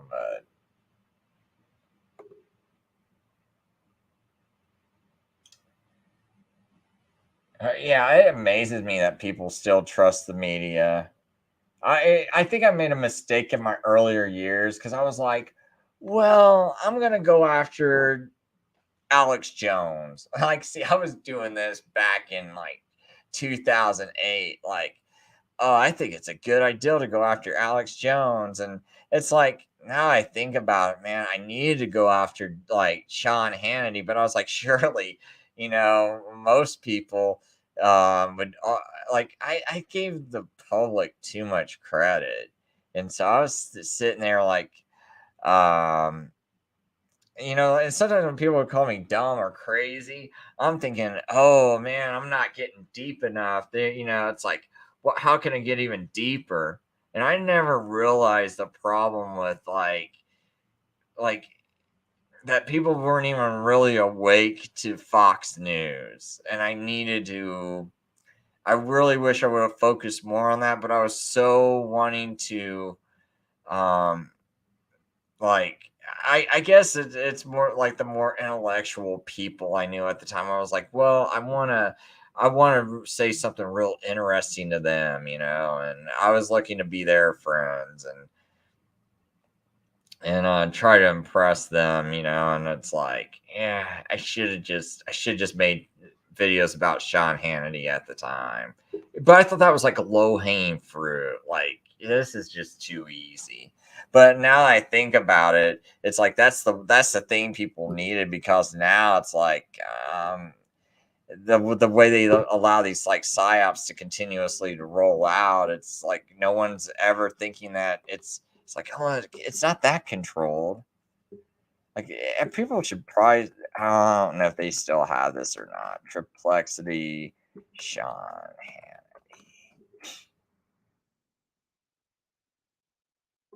There was this guy named Triplexity who did this thing where he breaks down all these like tactics that Sean Hannity uses to control people in his interviews. And this one guy wasn't having none of it. And so someone made a video analyzing it and did like a really awesome job. And I'm pretty sure His channel name was Triplexity. Oh man, you gotta be kidding me. But this dude, he was like a legend to me.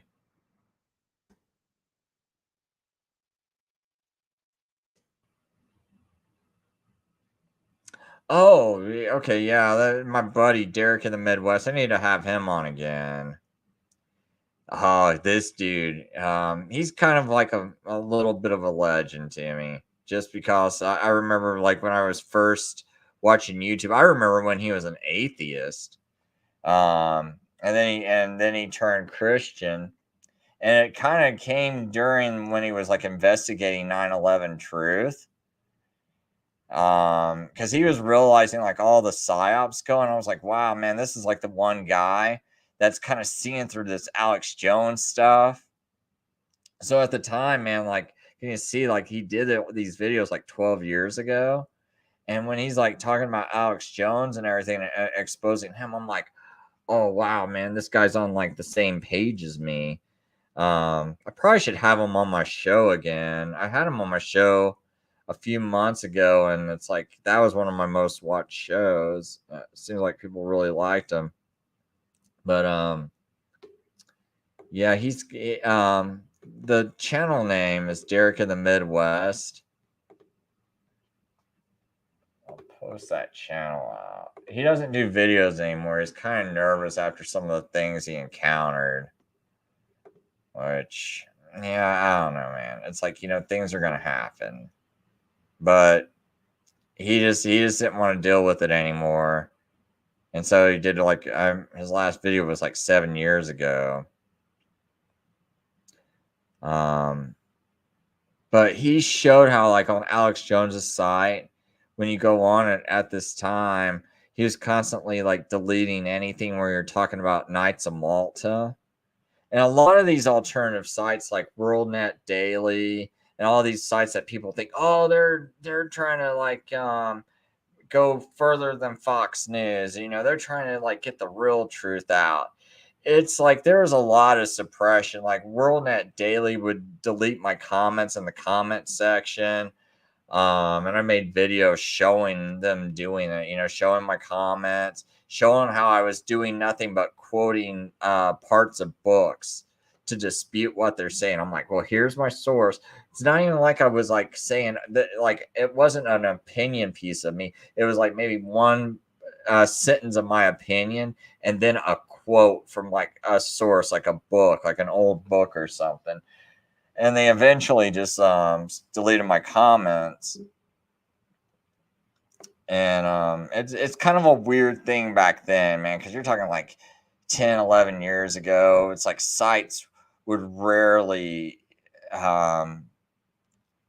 they rarely deleted anyone's comments. But if you were someone talking about this kind of stuff, like trying to expose them, that you'd be deleting it. And I wasn't even trying to expose WorldNet Daily at the time. At the time, I actually was trying to promote them on my website. Like I'd take like their best articles and put them on my website and have links back to their website. So I sent them millions of pages of I've sent them a lot of traffic, probably about 100,000 people traffic, right?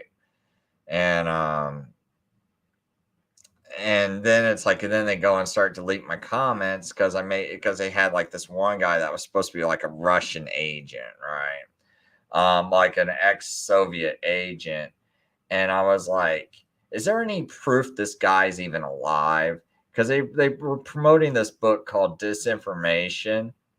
And I'm like, to my knowledge, I don't even know if this guy exists. And then someone at the time made an entire I think most of their website was dedicated to like calling this guy out, and even things in this book like, oh, the communists are behind the illegal immigration. Like it was like blaming the communists for everything. And I was like, and so on the WorldNet Daily, I said, don't you think it might be the Catholic Church, considering they got churches set up all along the borders, and it's a bunch of Catholics coming in and out of the country? I don't know why the Russians would care about having more Catholics in America. unless the Catholic Church is in bed with the Russians, which they're not supposed to be according to you, because you said the Catholic Church is anti-communist, but yet why is the Russia if the Catholic, okay, see, this is the weird thing too. If Russia's, like, if the Catholic Church is the Russia's #1 enemy, like Russia hates the Catholic Church more than anything, because those evil Jews are running the government according to them, right? Because supposedly the Jews wrote the Protocols of Zion, but if you actually read the document, you know the Catholic Church wrote the Protocols of Zion. I'll go into that if anyone ever wants me to, but you can tell just by reading it, the Catholics wrote. You'd have to be a total dummy not to see this, or you'd have to be very emotional about wanting to believe something that's just not true. So, but think about this. Catholics claim that, oh, you got to let us run the CIA because, you know, we hate communists because the communists want to take out our whole church. But yet on WorldNet Daily, in that guy's book, Disinformation, he's blaming the Russians for the illegal immigration coming along the southern border. But that's a 90%. It's 90% Catholics that live on the other side of that border. So if it's 90% Catholics that live on the other side of that border, and Russia's helping them flood into America to take over America, how is it that I thought the communist was your enemy? But your communists are actually helping you take over America, so they can't be your enemy. So this has all got to be a bunch of nonsense, you know, and it's just like, I mean, you really start thinking about this, it just doesn't make sense. And, you know, I would point those things out, and then that got me into a war with WorldNet Daily. And then WorldNet Daily winds up, you know, deleting all my comments. And then it's like the same thing happens with like a lot of these like other websites. I got into it with who was his name? He's kind of like a big, like a sort of big name, because he's on a radio show in Montana. Can't think of the guy's name for the life of me. But the same thing happened when I commented on his website. But they took it one step further, which I was surprised, because the next day on his radio show, he's bringing up the Catholic Church and these Catholic heroes. And it's like, that's real suspicious. You delete all my comments yesterday, and you're trying to downplay it like you didn't do it. And now the next day you happen to just have a show. Like, and it sounded almost like they're rubbing it in my, like trying to rub it in my face, like, you know, this, and like knowing that it's probably like bothering me to hear all this, like them just promote, like everything. My comments were like, because at first I wasn't attacking their show. I was like trying to warn them, you know, and give them information about what's going on. And it's like, and the very next day, all my comments are deleted, because I had never commented on their website before. And so the next day, my comments are all deleted, and they got a show dedicated dedicated against me, attacking me. And then they're trying to say like, oh no, we're really for freedom. Yeah, this is a pretty interesting show. I wish you would have had all 3 parts of this. But this whole interpreting the media, a controlled demolition. All right, so you believe that the buildings came down in a controlled demolition, right? Well, I don't believe it. I've looked at the evidence, you're and right, the evidence is overwhelming. All right, the evidence is overwhelming to you because you're a conspiracy nut, but no, you know, actually, all of you, aside, I ask your viewers to take. Okay. Now, in this one, I'm sure you caught the obvious part, but you probably did not catch the neuro-linguistic programming. What exactly is neuro-linguistic programming? Simply put, it's dual meaning that is speaking to the subconscious. Now, of course, he's shaping public opinion by saying, it's obvious to you because you are a conspiracy nut. Well, Remember now, people are very phobic of being called anything that goes against the norm. So if you agree with him, oh, then you're a nut. And people, they can't escape their own ego. So that's used to shape him. What you probably didn't catch is him saying, but, putting that all aside, this is neuro-linguistic programming. Now, pay attention here. You're a conspiracy nut, but putting that all aside, what that is doing is he's directing your subconscious mind and your conscious mind to store that label, that impression of him. Put it aside. Keep that. It's called anchoring in neuro-linguistic programming, because I've watched a little bit of it. I didn't need to watch it to pick up on how they do this, but it allows you to get some of their terminology down. They call this anchoring. Anchoring a thought, anchoring a concept, anchoring a feeling.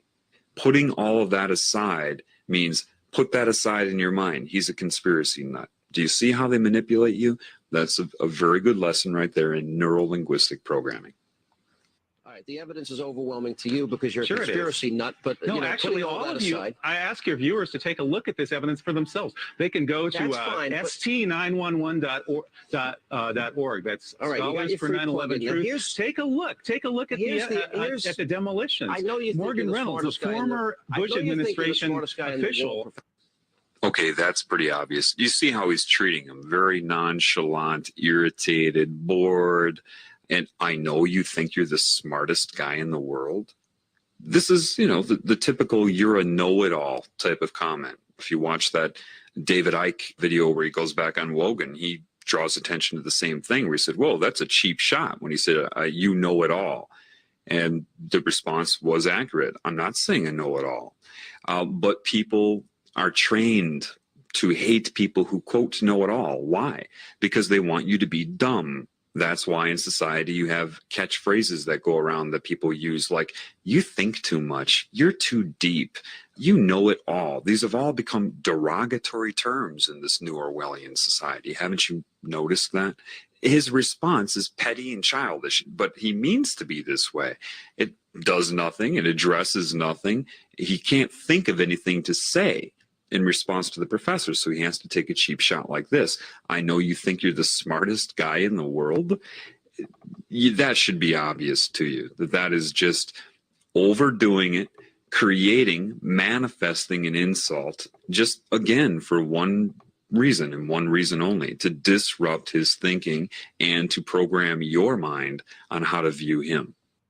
Take a look at I'll see you, Bjorn. Good night, man. I appreciate you. I hope it was decent, man. I hope people got something out of it.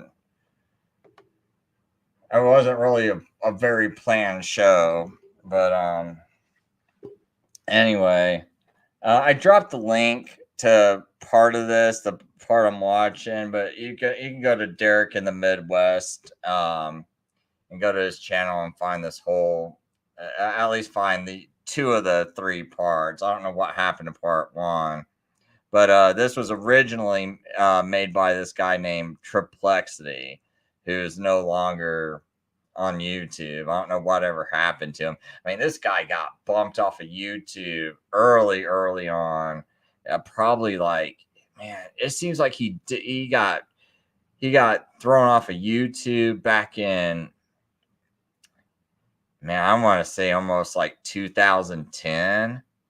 I don't know, man, like right around there. At least by 2012, Triplexity was gone off of YouTube, and it's real sad because I thought like he would do videos like this, and I mean, like at the time, I never saw nothing like it on YouTube. There was like no one really doing this kind of stuff, man, and calling these people out, calling their techniques out. But I'm pretty sure it's got to be, yeah. So it's 12 years ago when he posted this copy. Bet this channel's not even up. I didn't even know he had a link to his channel. Yeah, the channel got deleted. So it was probably, since it was deleted 2010, that's when it was probably deleted. I can't believe his video. So I'm wondering what Triplexity actually got thrown off of YouTube for. But props to Derek for this. But man, you can see, and here's the thing too: Sean Hannity, Roman Catholic. It's like he got nothing but Roman Catholics telling you how to vote. It's like who like where's the Protestant voice on Fox News? And when I say Protestant, I don't mean not Catholic, because that's what people seem to think Protestant means. I mean, no, Protestant to me means, if I say I'm Protestant, that means I'm protesting against the Catholic Church. That does not mean I'm Reformed. That does not mean I believe in all this other nonsense. It means the one thing it means is that I'm protesting against the Catholic Church. That's all it means to me, and that's all I'm trying to restore the name back to. It's like that's what it originally meant. That's what it should still mean. And everyone else who keeps their mouth shut are not Protestants. And you'll see today that no one calls himself Protestant. I'm one of the few, and it's like, and I mean, other people might call these other junk people Protestant, but when you're linking arms with the Catholic Church, you're not really Protestant. You're like a subdivision of the Catholic Church is all you are. But, and so you have this guy running a Catholic network, allowing this guy to try to speak about 9/11, but you're not letting him. And you're treating him almost like he's a liberal. Like, I remember at the time when you spoke out against 9/11, especially back in 2001, 2002. Well, who was president then? Oh, George Bush.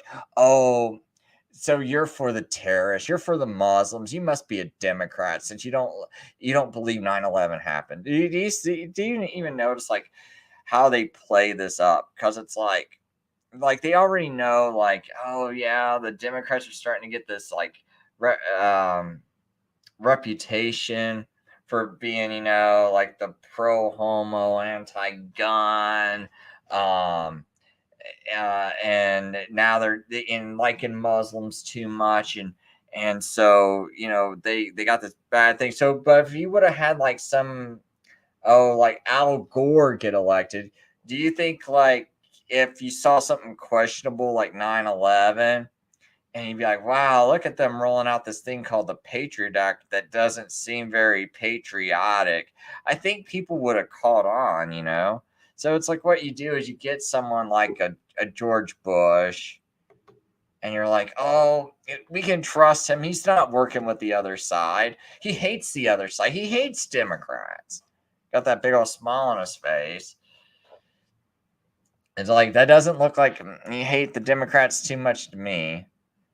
And, and Obama doesn't even mind that. I mean, they're just all buddies, And it's like, yeah, but at the time, it's like, yeah, good old American, George Bush, it's, and so if you say, well, I think he did 9/11, and I don't think Arabs brought the Twin Towers down. It's like, oh, you evil Democrat, you. So then it's like, Sean Hannity brings some guy like this on a show who's talking about 9/11. It's like, oh, those lefties, it's almost like they wanted to almost push you into there, like you're just crazy, And me being just a little artistic at the time, with like long hair, and DJing a little bit. It's like, oh, that's all that lefty talking about 9/11 and but anyway, I think we're gonna let this show go and get off here. And oh, the 666. Oh well, hey freak, I'm glad you liked it, man. I didn't know if you would hate it or not, man.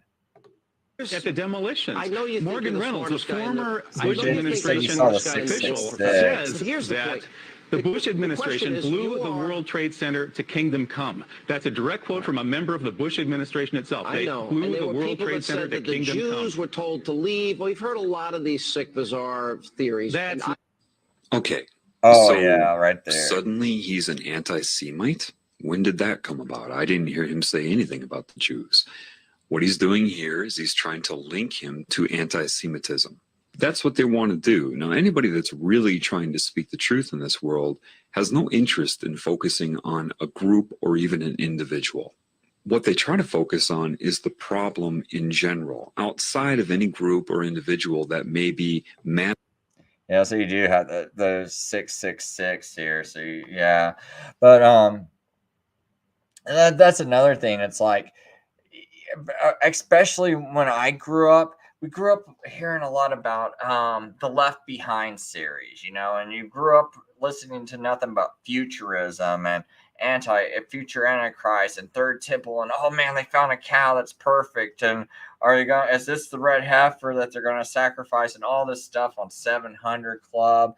And it was very much like, you also like, I mean, I remember very early in 1980 when I'm hearing all these like Christian programs my grandma would watch. You know, you didn't have cable, so you had very limited shows you would watch anyway.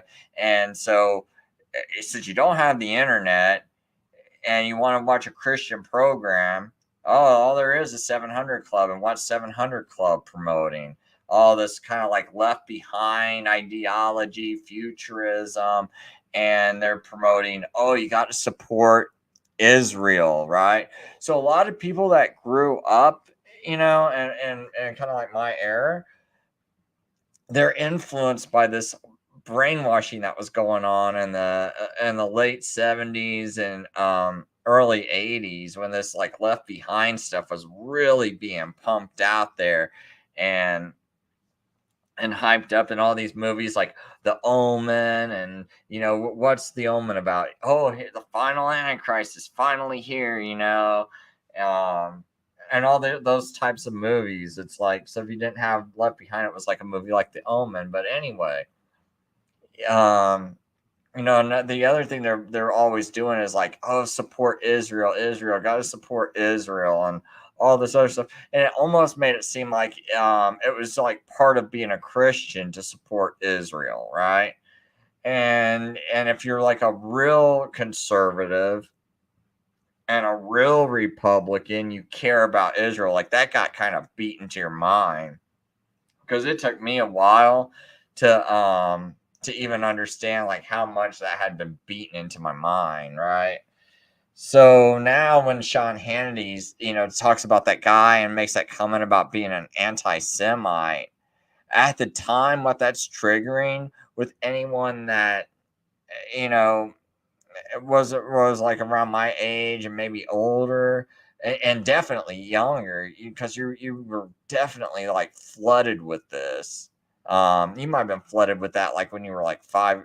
I know definitely when I was 5 years old, it was flooded. Maybe it had dissipated with people slightly younger than me, but you definitely had like this, like, oh man, yeah, I can't talk against Israel. an individual. What they try to focus on is the problem in general, outside of any. Oh yeah, that's another thing. Like when you talk against Israel, so here you got George Bush, a Republican president. Then you got Sean Hannity trying to, you know, accuse this guy of being an anti-Semite, which is trying to program people to now not like this guy. You know, he's dropping that know-it-all. Oh, you're anti-Semite, and all this other stuff. And even though the guy never said it, right? But he's trying to link all this stuff. Group or individual that may be manifesting the symptoms of the problem. But again, what he's trying to do here is, in your mind, link the professor to being part of a hate group, someone that's going to target a group or an individual and make you link the terms sick and bizarre to the professor. He didn't say anything about the Jewish community, nothing. So catch that. See how he's trying to link the professor to it. The World Trade Center to Kingdom Come. That's a direct quote from a member of the Bush administration itself. I know. And there were people that said that the Jews were told to leave. Well, we've heard a lot of these sick, bizarre theories. And I don't believe any of them, but you're allowed to believe what you want, but that's not what's at hand here. Okay, now another thing, just to make you aware, again, of just how much they're programming your mind. To you, it looks like a man that said that's not the issue at hand here. You need to start learning their language. Their language is dual meaning, which goes hand in hand with neural linguistic programming. The issue at hand here What he's doing is directing the professor to look at his hand. Now, why would he have the professor look at his hand? Well, if you look at his hand right now, you see it as what you've been told is the OK sign, right? Well, let's show you what it really means.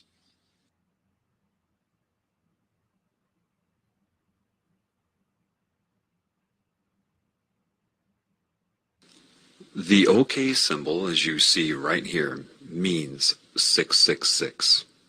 For some reason, 666 has some sort of control over the mind. Now, it could have something to do with the beast computers many of you have read about.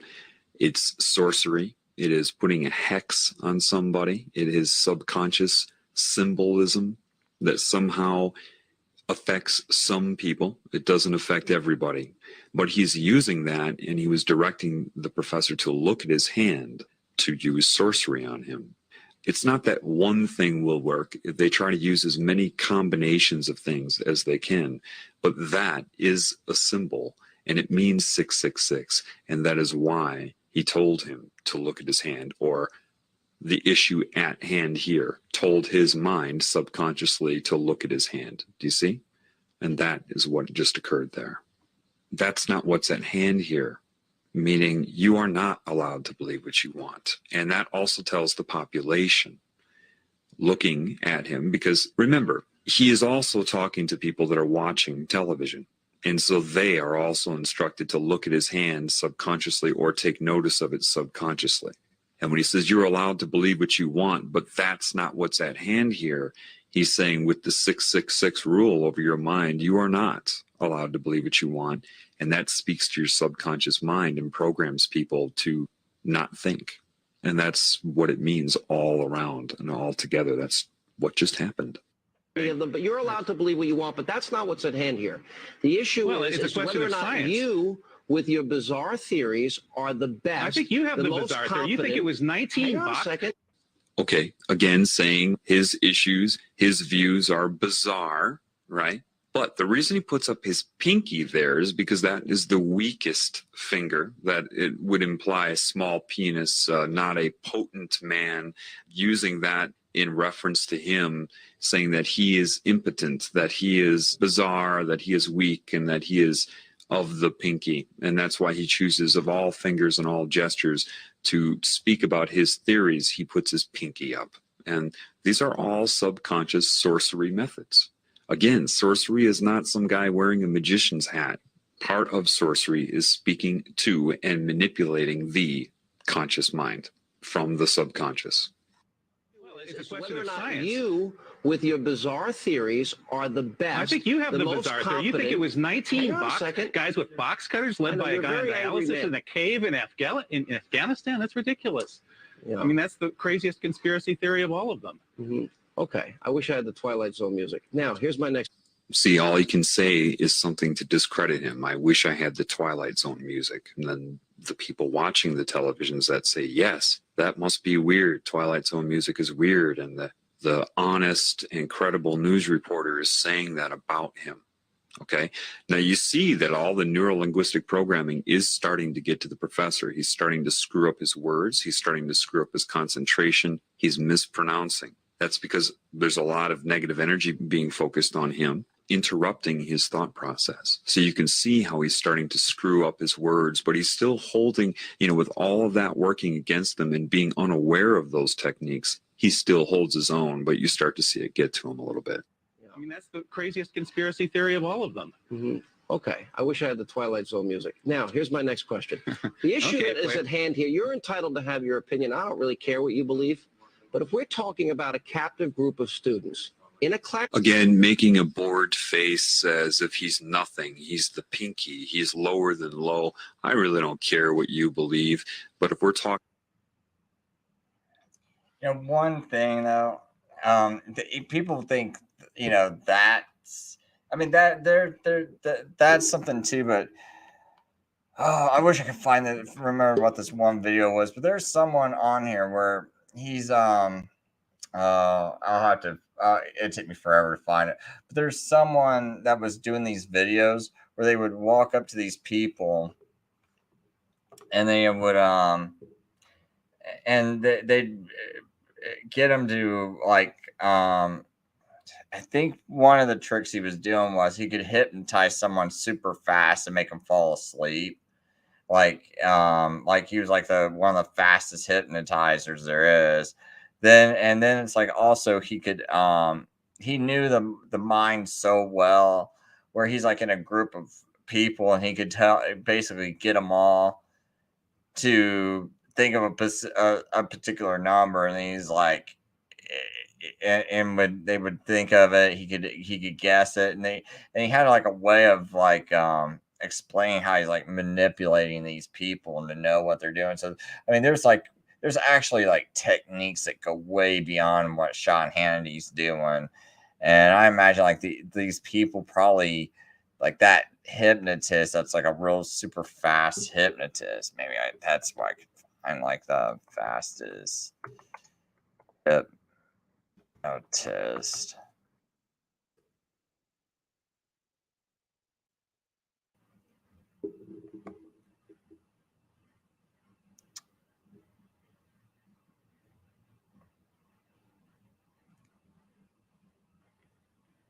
Might be.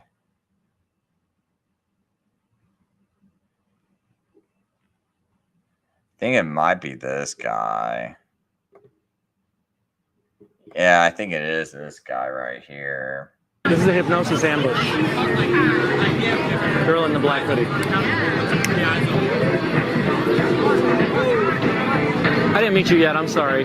I'm Max. Yeah, can you look right here at the palm of your hand? Notice the spot where two lines intersect, and as your hand comes in, you just get heavier and heavier, and then your eyes close, and you sleep deep all the way down, right the way down, completely relaxed. This is a hypnosis ambush.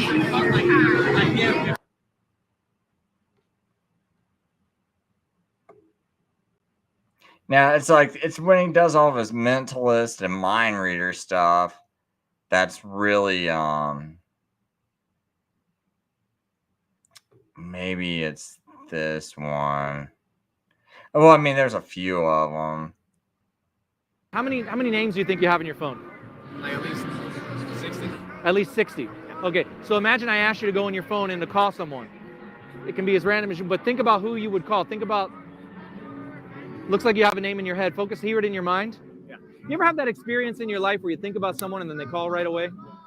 Happens all the time, right? You're like, well, I can't believe so-and-so is calling. You'd look down and you'd say, I can't believe that, this is kind of weird. Ali's mom is calling? How many names do you think you have in your phone? Like at least 60. At least. Like, but I think he held like some kind of or it's like some seminar, something like this where he's like talking about how he actually like does all this. You gotta think I'm betting that there's people that know these kind of manipulations and mind techniques, and then it's like you get them to go work at places like Fox News and stuff, and I don't know. I just kind of wonder if there's even more going on than what we can even imagine. So but anyway, I'm gonna leave the show at that later.